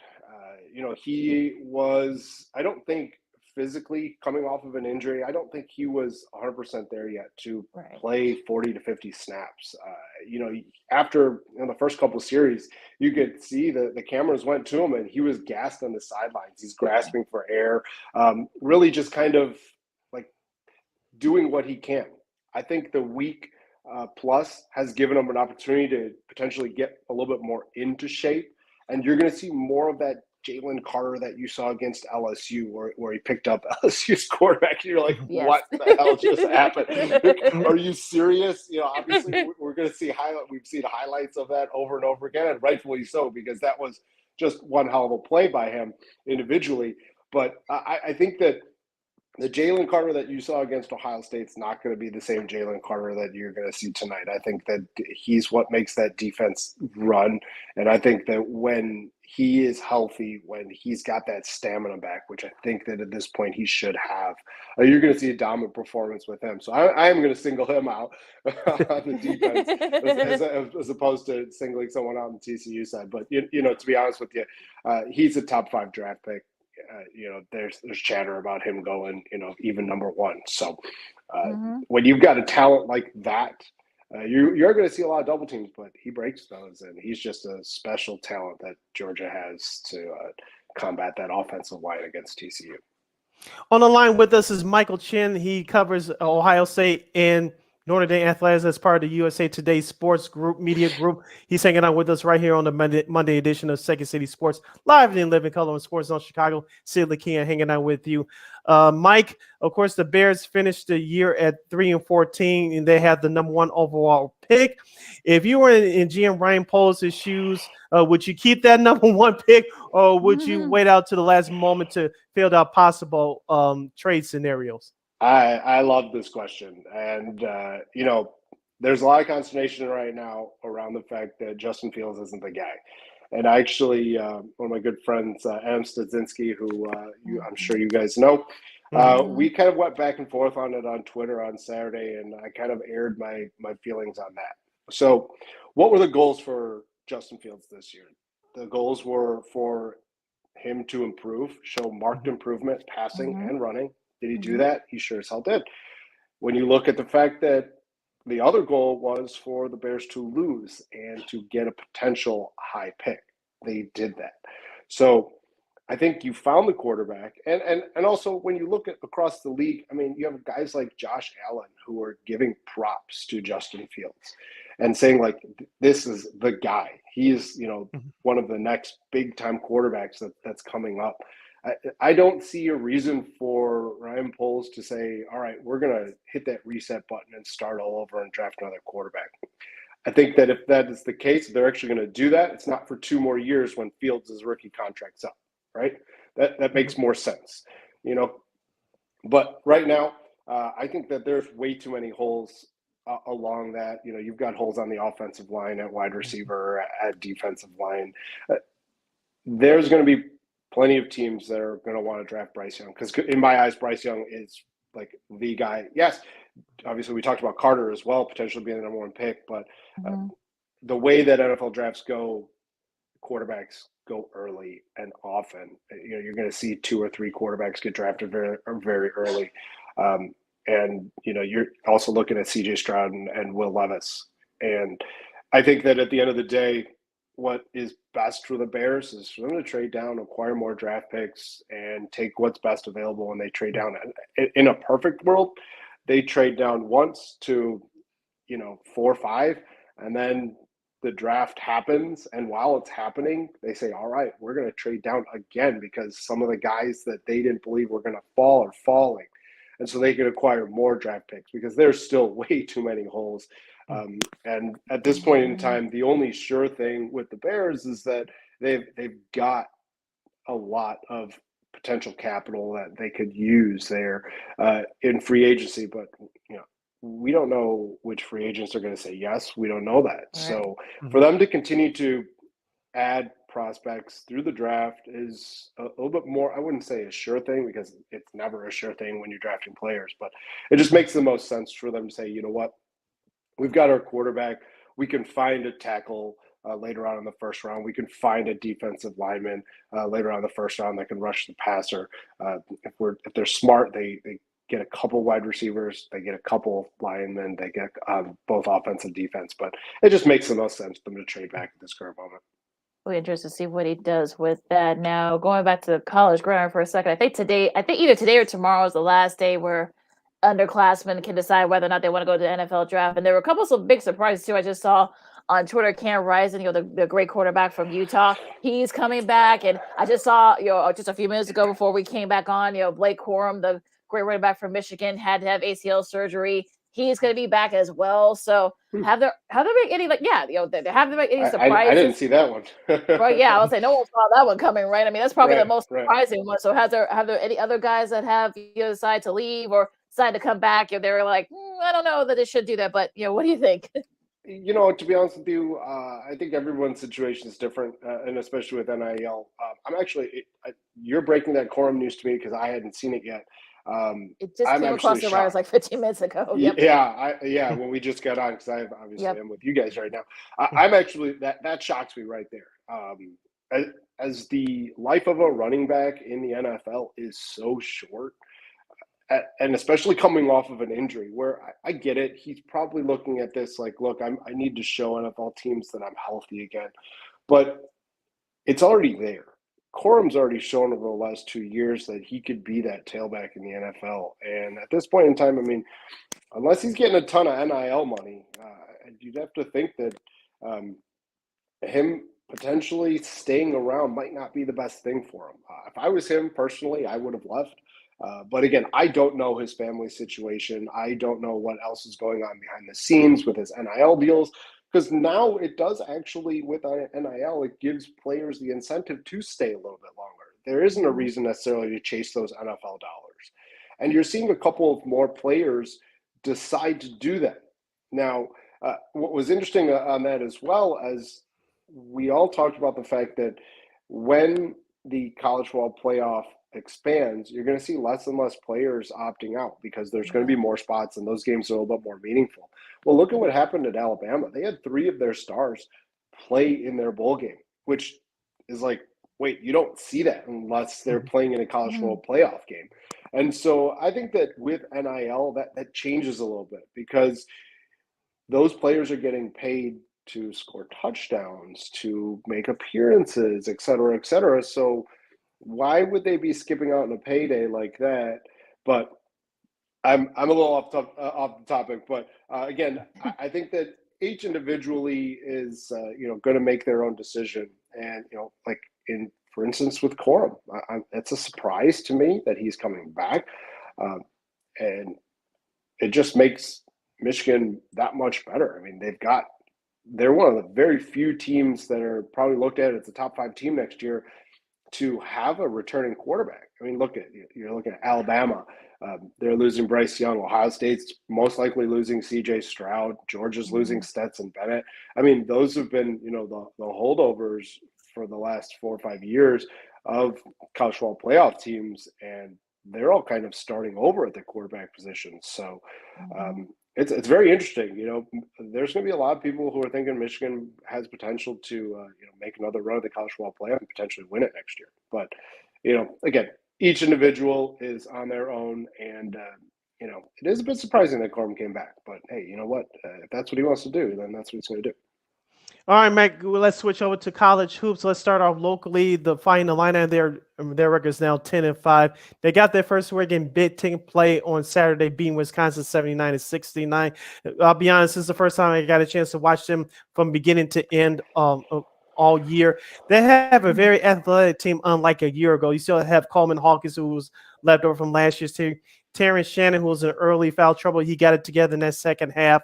It looks like Brad Underwood has something going on special down there. I know one of their players is now on the leave of absence. But what is your outlook for this year's Fighting Illini squad? I think that right now there's just so much unknown, especially in the Big Ten. Go look at the Big Ten. It is tough. Yes. I mean, go look at the schedule, and there might be 1 to 2 games where each team is like, all right, that's a guaranteed win. There are not a lot of easy wins in the Big Ten. It is going to be an absolute grind. I mean, you've got your top teams, Indiana, Purdue is up there. Northwestern just knocked off Indiana the other night, and Northwestern's not a team that everyone looked at and says, like, most of the time it's like, oh, Northwestern, that's a win, right? They're not. Chris Collins has that team doing very well, so it's really hard to say at this moment. I think that you're looking at probably the end of this month. Once teams really get into the thick of conference play to really know whether or not how good the Illini will be. I mean, I think they have a very good roster, and I think Brad Underwood is a very good coach. But again, the Big Ten just sits there and beats each other up. So it's really hard to say what they're going to look like right now. Do they have the talent to contend and potentially make the tournament? Yes, 100% I believe that. But, like I said, for the next 4 weeks or so, 3 weeks to 4 weeks, everyone in the Big Ten is going to be beating themselves up, and it's really going to be come beginning of February, we're going to see the contenders and pretenders kind of separate themselves. Well, it's interesting that you say that about, contenders and pretenders, because you look at the Big 12, you look at the ACC, the American, the Big East, even the Mountain West. I mean, there's about 4 or 5 teams that could probably end up winning those conferences. So has there been any standouts? Has there been any surprises, good or bad for you, in college hoops so far? I think it's played out pretty well, that we kind of have seen it. A little surprised that, Houston, that they're giving the benefit of the doubt to Houston. Although, to be honest with you, Gonzaga has kind of paved the way for mid-majors to get some respect. So I'm not super surprised about that. The Zags have been good for the past 20 years, and they've kind of changed the landscape of college basketball. And again, you're looking at the fact that now all these players, and this is as deep as we've ever seen college basketball. I mean, it's when you get to tournament time, if a 12 beats a 5, I'm not surprised. Something like that happens. It's just like it's normal now. It really is. Sometimes 15 beats a 2. A 16 is like they give ones runs. It is just how the tournament is, and how the fact that these teams aren't just throwaway teams anymore. They're all very solid. And like think about last year. A team like North Carolina who struggled in ACC play and then all of a sudden made a run all the way to the championship game. I mean, look, you've got plenty of depth all over the place, and I think that the key is for most teams, you get in and you have an opportunity. I'm still, I like the Blue Bloods right now. I like Kansas. Bill Self has built a program where he's perennially challenging for a championship. Now, they don't win it very often, unfortunately, for them down there in Lawrence, but they're going to do it. The SEC is very good. You've got 2 teams in the top 5 in Alabama and Tennessee. There's a ton of talent all over the place. And, it's anyone's turn. In my eyes, I don't think there's one team where you look at them and you're like, that's the favorite right now. I think there's multiple teams that could come out and win the NCAA tournament at this point in time. I could say my favorites for, a 1 seed are probably Houston, because I think they just run through the AAC. You've got, Kansas, Purdue out of the Big Ten, and then, it's either that Alabama or Tennessee right there for the 4th one.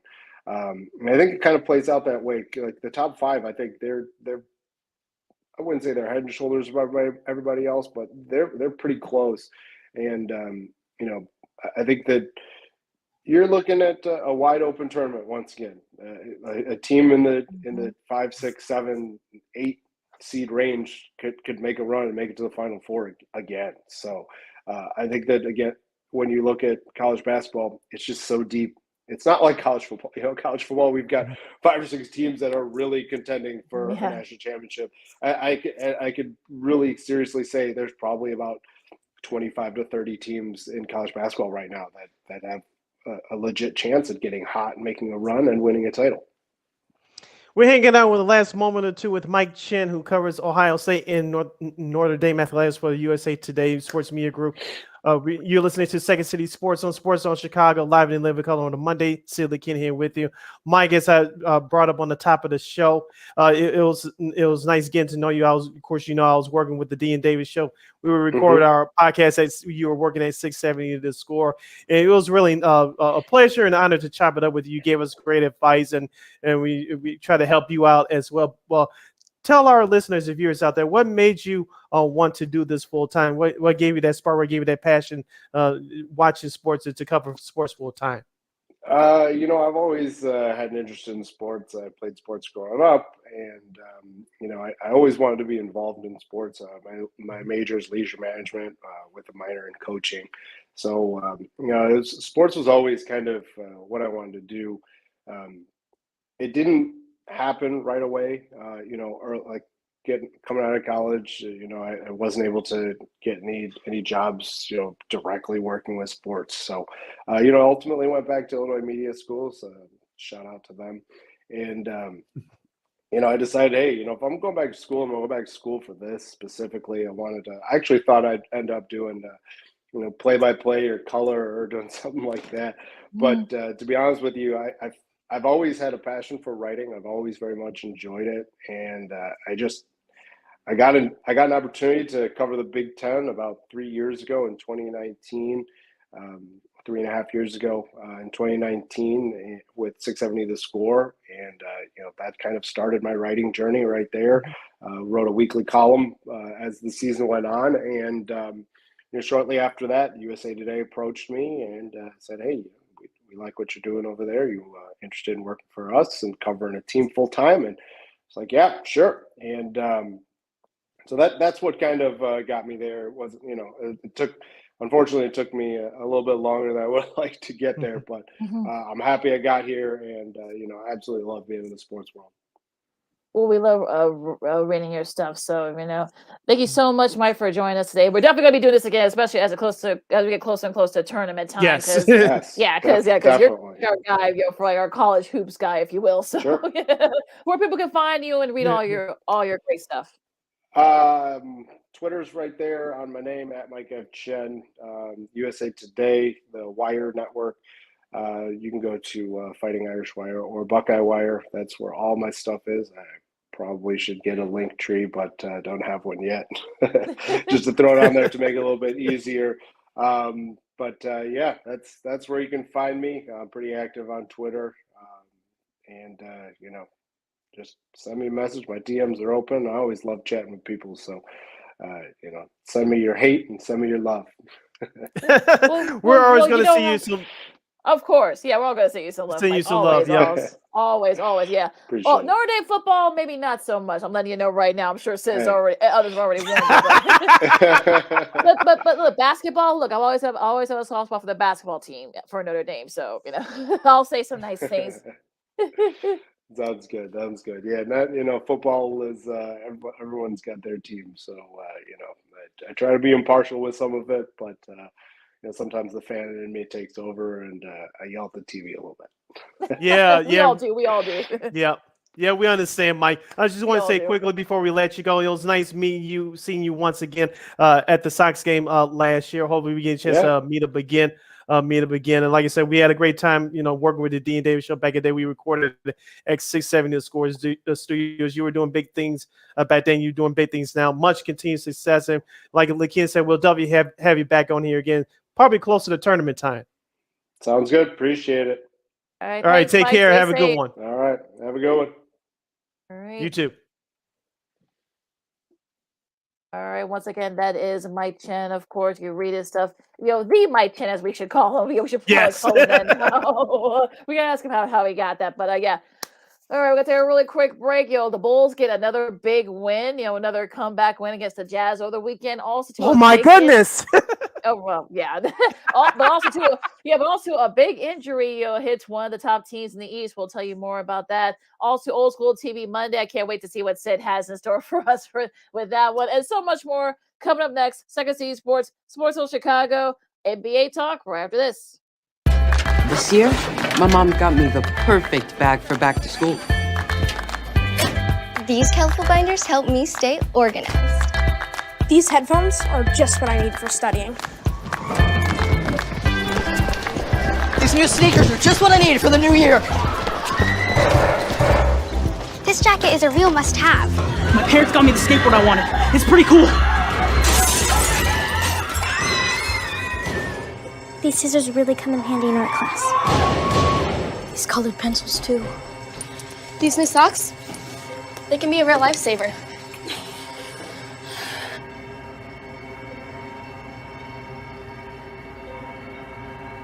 I finally got my own phone to stay in touch with my mom.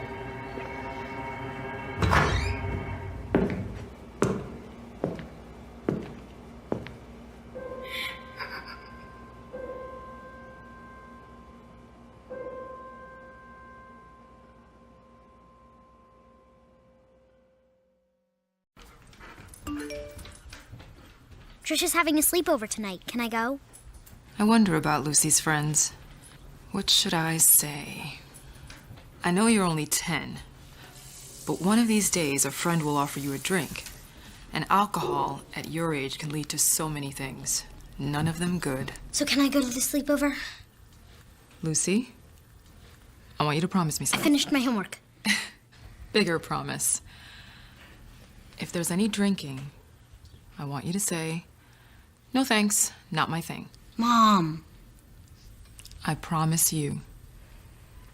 Your real friends won't care. Deal? Sure. Really? I promise, Mom. They really do hear you. Did you pack your toothbrush? For tips on how to start the talk, visit underagedrinking.samhsa.gov, a public service message from the Substance Abuse and Mental Health Services Administration.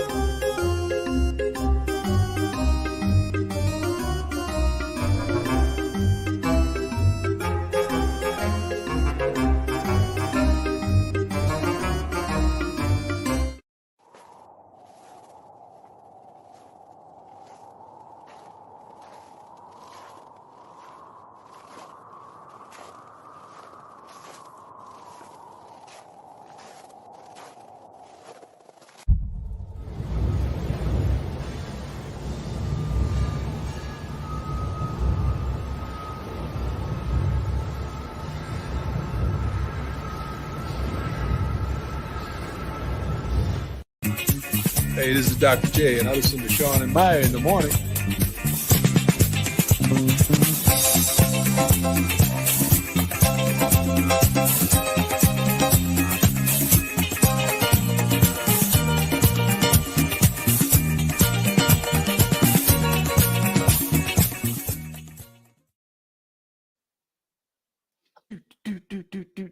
Sorry. Welcome back to Second City Sports on Sports Zone Chicago on the Monday edition. We're live in living color. This is our last segment of the show for today.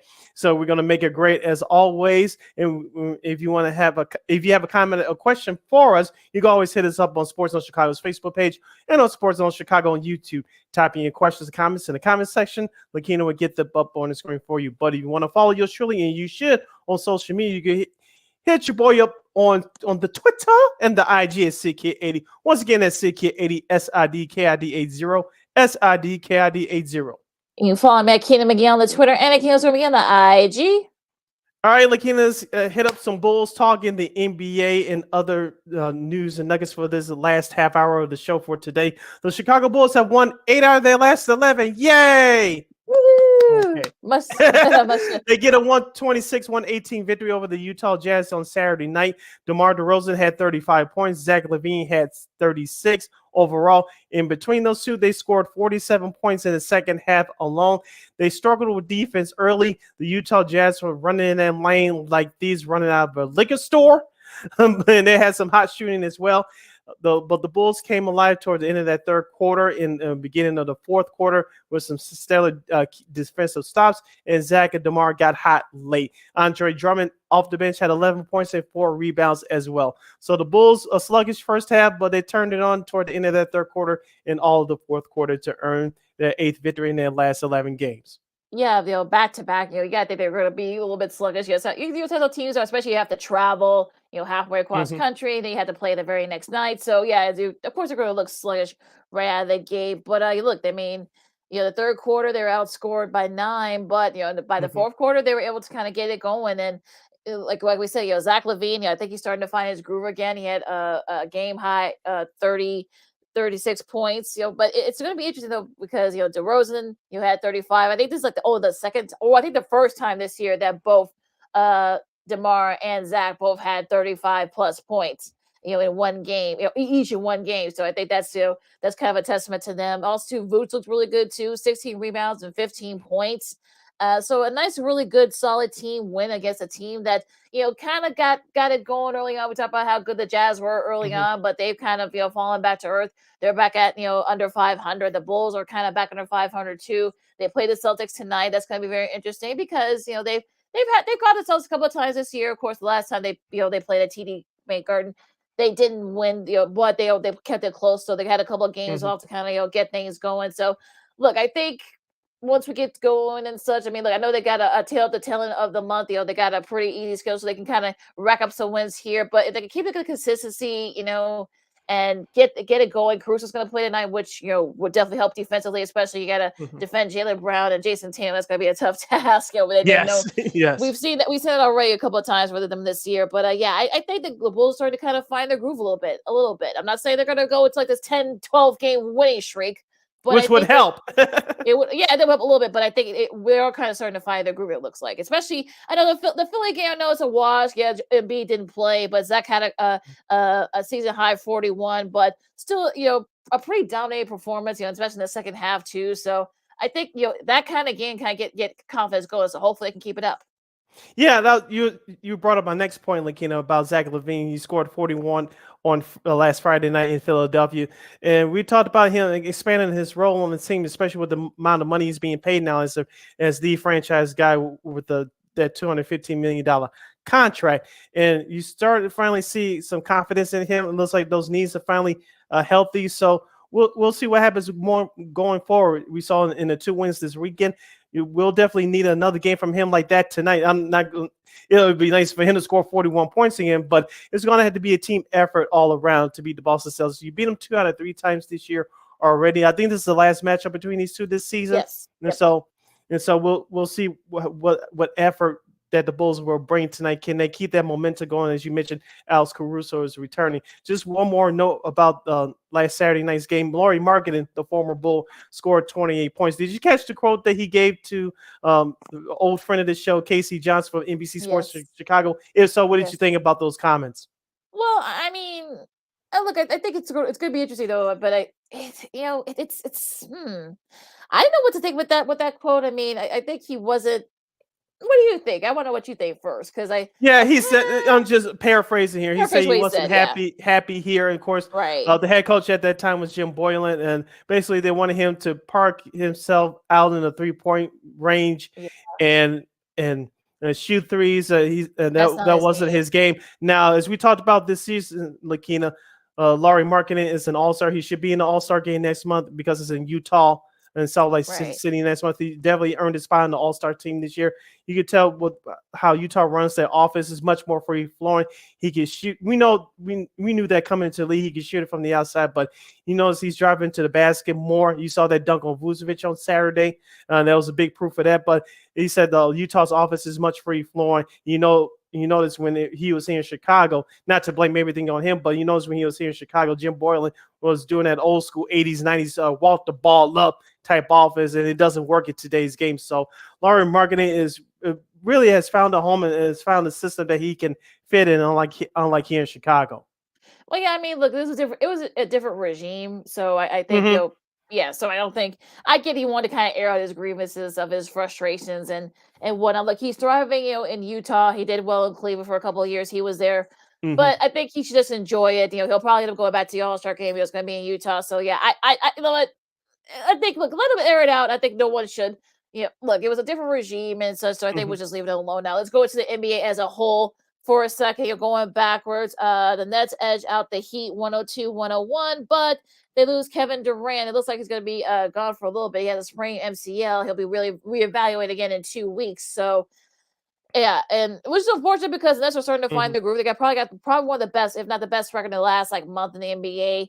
But and when Durant went down, but yeah, look, Kyrie picked up the slack with 29 points and such. So it'll be interesting to see. We'll get to their schedule in a second because it gets a little tougher, but it'll be interesting to see how they do, especially now that K is going to be gone for a little bit. But hopefully they can kind of get it going, and Kyrie can actually be Kyrie on the court instead of off it. But I'm looking. I'm also looking forward to Ben Simmons picking up the slack as well. Definitely need to pick up the slack there. And the Suns, once again, I mean, when is Devin Booker coming back? I think a lot of Suns fans going to be asking that. They lose to the Cavs 112-98 yesterday, Sunday. I should say that. All 5 stars were in double figures. Darius Garland and Donovan Mitchell led the way with 22 points apiece. So, yeah, as far as the Suns are concerned, I mean, yeah, they definitely need Devin Booker back because they're 1 in 6 since he's been gone. So yeah, they need him back, and they need him back desperately. We have a question from our guy Lamont via the Facebook. He says, "Do you guys think that the Bulls can make any moves that will help them move up in the standings?" I saw that headline in an article today by Darnell Mayberry from the Athletic, who covers the Bulls for the Athletic. He was saying that he doesn't expect the Bulls to make any major moves at the trade deadline.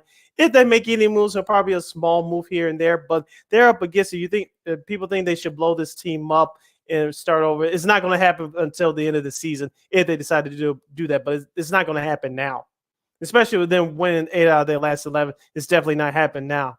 Yeah, they're right there. They're right there in the play-in spot. So, and I think they can move up too, because a lot of the Eastern conference teams are starting to kind of, some are going back up, but some are actually falling back to earth a little bit. So I think they're not going to run it back. For people who are hoping they would blow it up, okay, what else do they do then? What do they do then? They don't have a top 10 pick, right now. So come on, stop.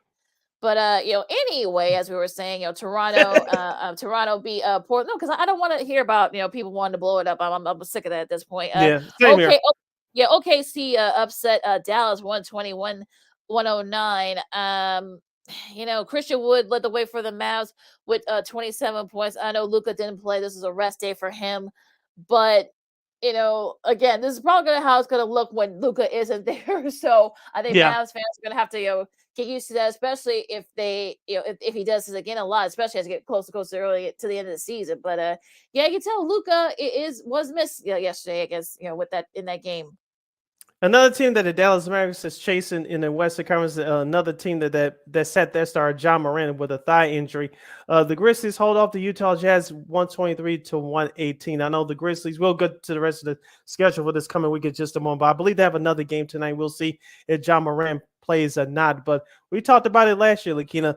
If for a short stretch, Memphis is a better team without Morant, especially defensively, but if it's for a longer stretch, they're a completely different team. We know John Morant; he's this era's Derrick Rose. He can create plays, he can get up down the floor, and he can definitely score with the best of them in the NBA from a point guard position. So, John Morant needs to get healthy, especially once you come back from the All-Star break, because the conferences, the Western Conference is only going to get tougher from here on out.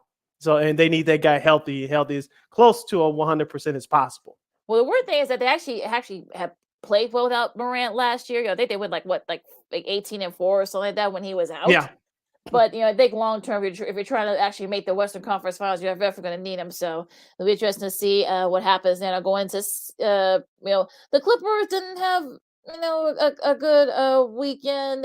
They lost to both Minnesota and Atlanta. They lost to Atlanta last night, and also Minnesota. Just when you thought that maybe the Clippers were starting to kind of figure things out, they lose their last two games. So yeah, it's going to be very interesting to see if the Clippers kind of keep it up there. How much is their loss to Denver last Thursday is still hanging over their heads? Because I think that has a lot to do with it as well. Yeah, that might play a little bit of a part, but I feel like they need to kind of look. They're going to be facing Denver again, I think, in about a week or two. So I think they'll get their revenge. They just need to kind of take care of business, what's in front of them instead of trying to worry about a loss from last week. Now going back to going to Saturday's matchup. I mean, the Lakers got their revenge. It literally took like a last second shot, not a last second shot, but a go ahead shot by LeBron. He led the way with 37 points.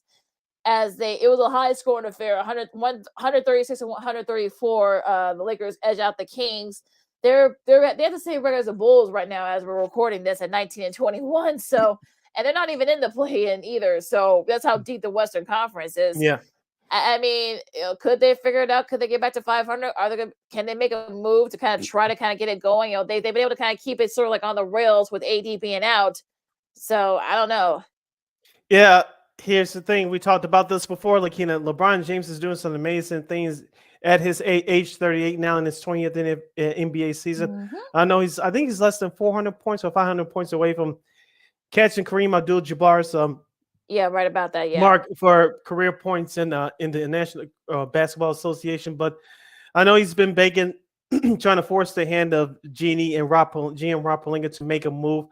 I don't know if the Lakers is going to be as easy to make a move. Part of it is LeBron's fault because he brought some of his friends in there. It hasn't all worked out.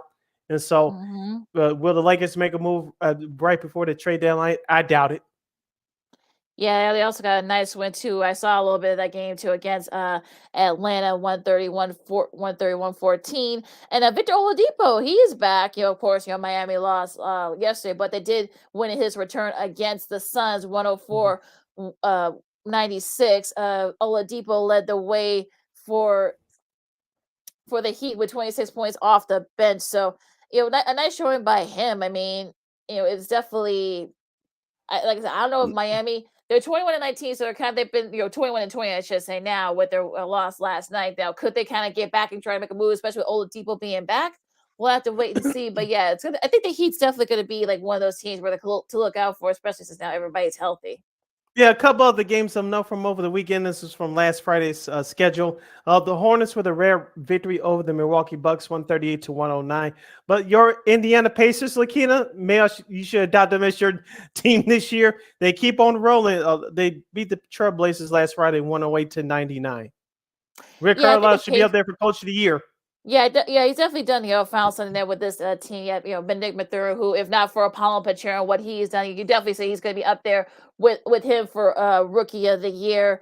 Now, it'll be interesting to see if the Pacers can keep it up. I mean, I don't want to say they remind me of last year's Cleveland team. I don't think they don't have that that big guy up front yet, but. But I feel like they can kind of, keep it going for a little bit. But again, I want to see how they do this after the All-Star break. I would say talk to me at the All-Star break. If they're right there, like in the 4 or 5 range in the East, if they can keep it up, I mean, I'll take them seriously. I mean, I like, I like their team. They have a great, they can shoot from the outside and such. But their interior defense, like the Bulls, their interior defense is what concerns me. So that's going to be the thing to look out for in the end. As far as the Charlotte Milwaukee game, I think did Giannis play? I don't think Giannis didn't even play. I don't think, did he or no? Yeah, he didn't play. So that's I don't want to say it's sort of like kind of like when the Bulls beat the Sixers rather than beat the Hornets beat the Bucks without Giannis. So I think you take the way if you're a Hornets, you can take whatever way you can get if you're the Hornets, but I think Milwaukee fans are not too miffed about it since of course Giannis didn't play. It was a rest day for him. Yeah. Any other games that you want to review from the weekend before we get started with this week's schedule? I think we pretty much covered everything. I know Golden State got a nice win at home. I mean, I'm sure they can figure it out. I mean, they lost to the Magic, on Saturday, I should say, but I'm not too worried. I know that I think Steph's gonna be reevaluated again, so we'll see if he can get cleared. He may return on Friday. We're not sure. We'll see what happens. Nobody knows. Yeah, nobody really knows. So that's gonna be like the wild card here because they really definitely need him back. They've been up and down since he's been gone, so we'll see what happens there. Now going into the matchups, for tonight, Monday. Of course, we talk about the Bulls and Boston. I don't know if it's gonna be blacked out on NBA TV. So yeah. Here in Chicago, will because locally it'll be seen on NBC Sports Chicago. Yeah, so unfortunately, that's good for all of you outside Chicago and Boston. It'll be on NBA TV, so you guys can check that out there. New Orleans and Washington, Milwaukee and New York. That should be a fun one. We'll see if Giannis plays. Memphis do have a game tonight. They host San Antonio at 7. At 8 o'clock, you got Denver and the Lakers. The Denver. Those two have had some tough matchups this year, and Orlando and Sacramento. As Orlando continues their West Coast trip. Yeah, this is the latest since 2004 that the Sacramento Kings have been over 500 in this late into the season. It's been a long time. As a head coach, Mike Brown is trying to break that streak of consecutive years not making the playoffs. The last time the Sacramento Kings made the playoffs was the year 2006.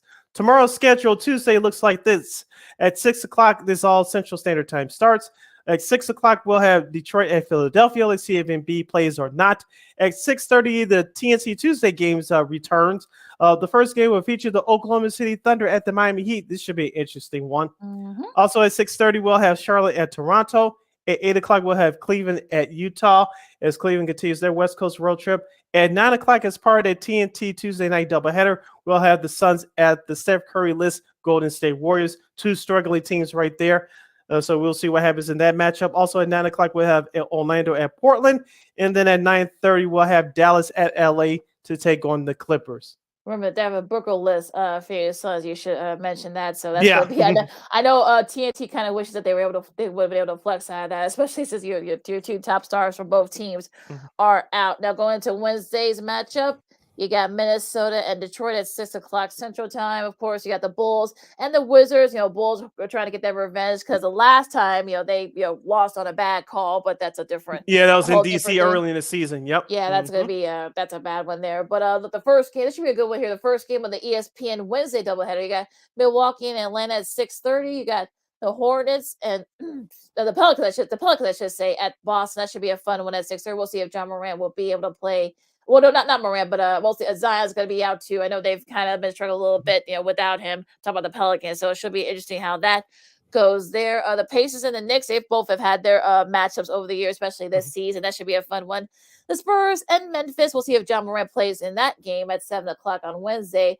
And they got the Suns and Denver. They're going to be off a back-to-back, so they've had Phoenix will be yeah. So Phoenix that's gonna be interesting too. Especially with Book being out, so kind of at a crossroads there right now. And the Rockets and Sacramento at 9 o'clock. I'm sure ESPN probably wish they probably would have had this game instead, but that's a whole different thing. Yeah. Both those young teams can run. Wrapping up the schedule for the week before we commence on Friday. Thursday schedule looks like this.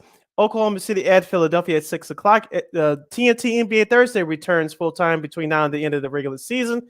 at 6:30 on Thursday on TNT. The first game of that doubleheader will have the Boston Celtics at the Kevin Durant-less Brooklyn Nets. So we'll see how that match up. This could still be a playoff preview, but we'll see about that down the road. Also at 6:30, Milwaukee at Miami. Also at 6:30, Charlotte at Toronto. And at 9 o'clock, Pirate at TNT Thursday doubleheader. We'll have Dallas at Los Angeles to take on LeBron James and the Lakers. And wrapping up the Thursday night schedule, Cleveland at Portland at 9 o'clock. Luka versus LeBron. That should be a good one there at 9 o'clock on TNT. And those are your games for this week in the NBA. You're listening to Second City Sports on Sports Zone Chicago. Lakeena McGee, Cindy Brown with you as we wrap things up here. Okay, Sid, time for old school TV Monday. I wish we had like some music here for this because this is the only few times I miss being back in the studio. right, yeah, but we'll figure that out as we go along. So, what is the show for? We've been off for the last couple of weeks because of the holidays, of course, and we were doing shows on Wednesdays. But what is the show for this week?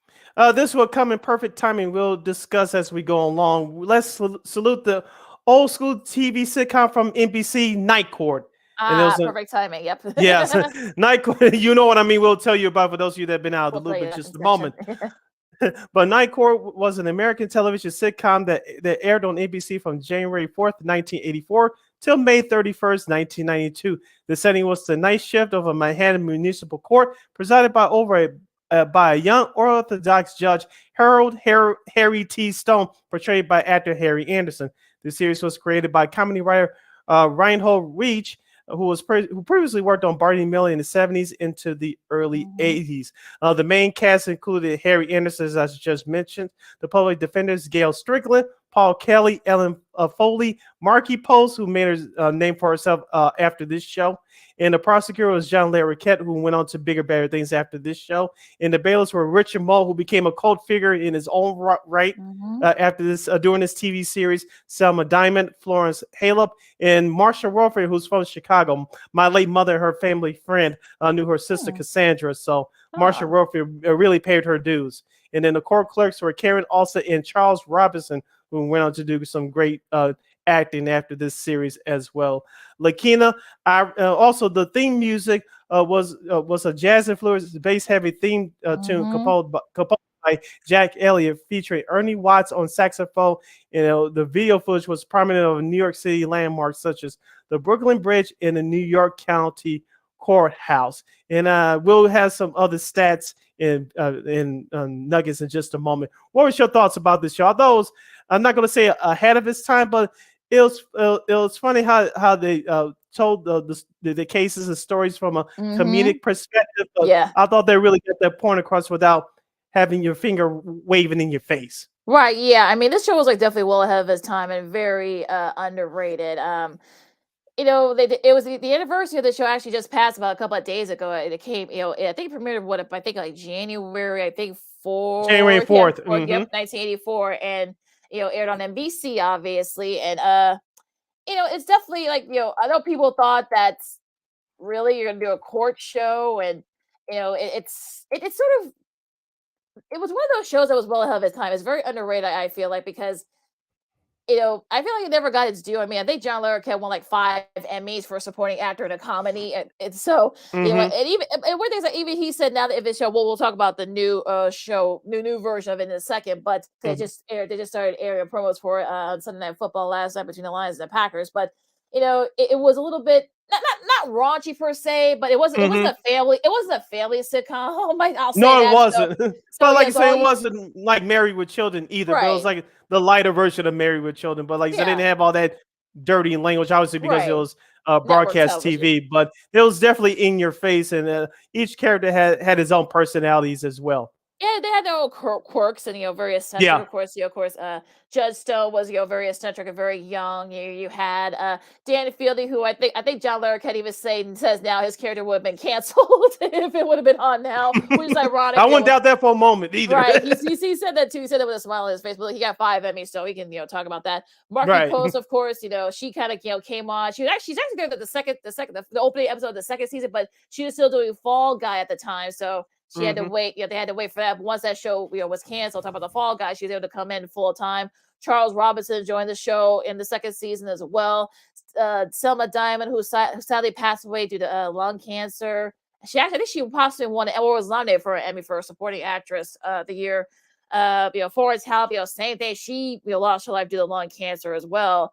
And I remember Marsha Warfield said in an interview, people asked her, like, well, are you kind of afraid because the two, actresses, previous actresses had lung cancer. So she said she didn't smoke. So, she really wasn't too worried about that. But she, of course, she went on to do bigger, better things. She was a great, she gave a new, like, fresh perspective, new, like, personality to the show and such. Richard Mole, who I love, who's still playing, around with that. I think he still does voiceovers too. So, he's still doing he is his the first thing. tall white guy I saw with a bald head, and he was embraced. He was embraced in a positive light because not to take the conversation too far off topic, Right. as you see what in particular white men with bald heads, you think about the KKK, and you didn't think about that when you saw him.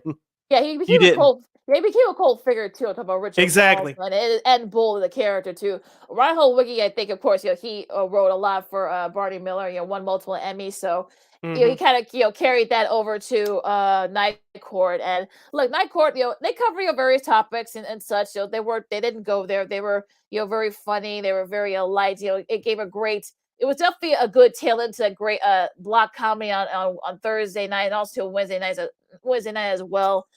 But it felt like it wasn't really treated very well, especially in the later part. I mean, I remember, I think I don't know if it was Harry Ayers or John Larroquette. They said that they were supposed to, there were words that they might come on for another season, but they didn't. So they were kind of, they had to like reshoot everything or rewrote everything. But then it actually ended up being the last season, in '92. So it was just terrible how they were treated in the end. But yeah, I mean, look, 9 seasons, almost 200 episodes. I mean, look, it was a great show for what it was. I mean, going into the newer, I'll let you finish up here with the previous version because I think I love the various stars that they had on there. They had walk out recurring roles, I should say, on that show.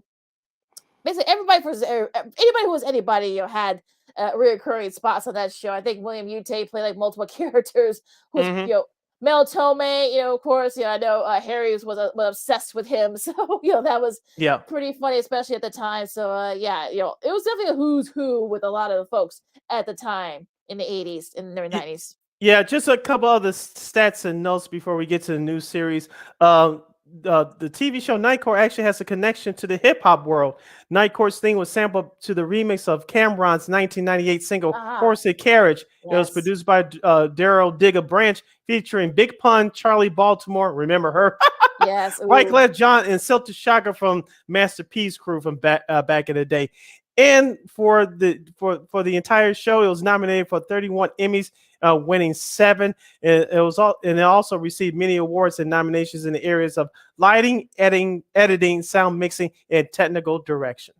Yeah, actually, one for technical directing too, because it was actually really, the sound mixing was actually really cool at the time. So, yeah, I mean, like I said, Night Court was like well ahead of its time and such. It kind of gave like a cool like perspective of late night, courts in the big city. So yes. That was actually pretty funny. Now, going into the new series, of course, if you guys haven't heard, you didn't watch the previews from us, last night's Sunday Night Football matchup between the Lions and the Packers. There's a newer version of Night Court that's going to be coming out in like next week, I think. Melissa Rauch, who Fake Fake Theory, love her. She'll be playing. She's actually the creator and the producer, one of the co-creators and the producers of this new version.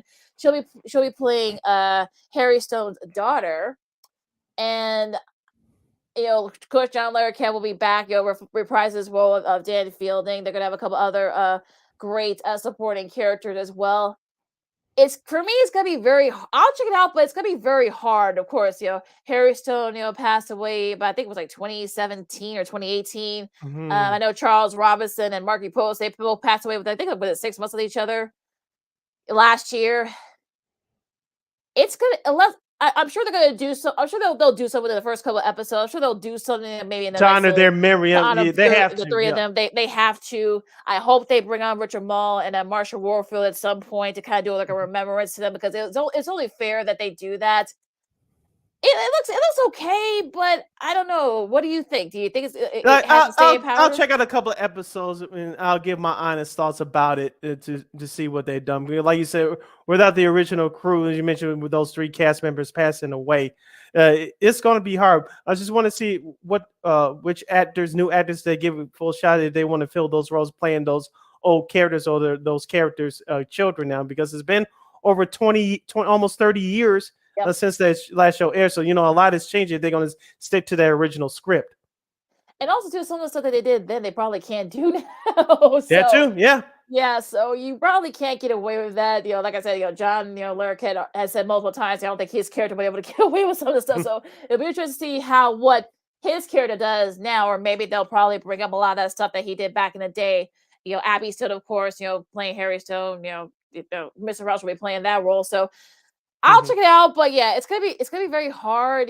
Remakes can be sometimes remakes can work, but sometimes it doesn't. So I'll be pulling for this one, but it's gonna be a little hard. I know we run it. So we want to salute to the old school NBC TV sitcom Night Court. But before I know we're up against it, Lakeena, but before we head out, we want to send our well wishes to in baseball, Chicago White Sox closer Liam Hendriks.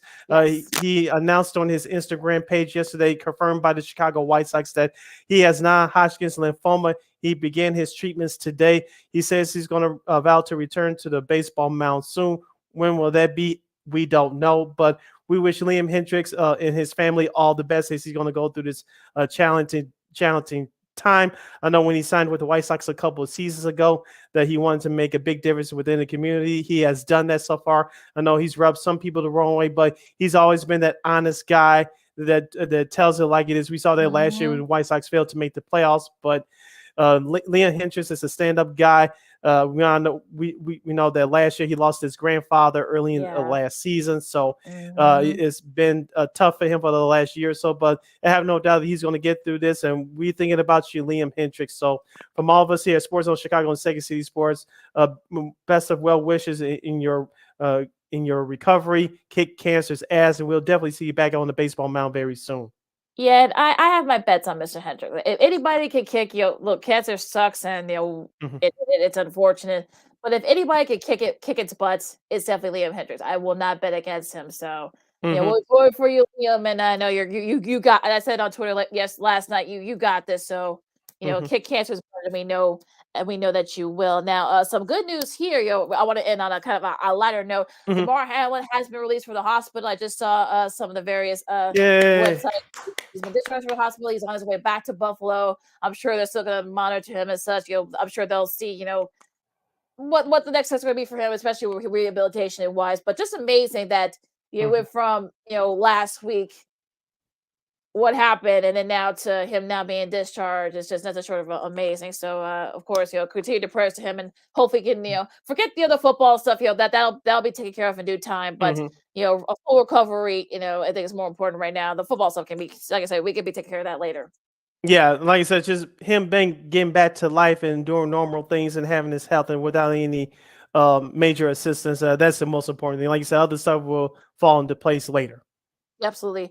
And on that note, I wanted on a happy note there. So I'm glad we got that's fine. That's fine. You can follow me at Keita McGee on the Twitter and at Keita McGee on the IG. What a way to end the show today. So there's no complaints. No complaints here. You can follow yours truly, Sydney Brown, on the Twitter and the IG at CK80. Once again, at CK80, SIDKID80, SIDKID80. Make sure you download that Sports Zone Chicago app wherever you get your apps. Follow Sports Zone Chicago on all social media platforms: Facebook, Twitter, Instagram, and YouTube. Make sure you subscribe to our podcast at War on Anchor. We are available on all podcast platforms, including the iHeartRadio app. And make sure you give War Media a follow at WARR Media on Facebook, Twitter, Instagram, and YouTube. And thank you very much in advance for your support. I was almost hit my head for a second there. Almost hit my head for a second there. I'm okay though, folks.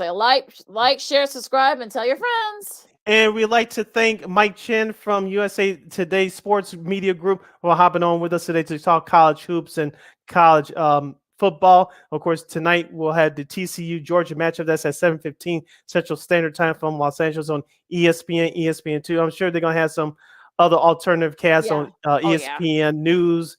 And I forgot the other channels. Yeah. ESPN News, ESPN Radio. I think the SEC Network too is going to be involved in it as well. So so check that out. We'll give you our reviews on Friday. And don't forget, you can catch Sports Zone Chicago on Roku TV. Roku. Get up Chicago, of course. Also, too, whatever device you got, on your Roku app or Roku on your smart TV, whatever device that you have, just search Sports Zone Chicago. The show's right. It's right there. You can follow us. You can watch the shows anytime you want. Our show, Sean and Maya. What's up, cuz? I know Jason's gonna be kicking butt, for the Dolphins going back to the playoffs. Yeah, he's very happy today. Oh yeah, I know he's in a good mood today. Also, too, the Smoke Fellas as well. So but check out What's Up, cuz tonight at 6. But so you can catch our shows and their shows whenever, wherever you want, however you want it. So it's all right there for you. All right, take us home.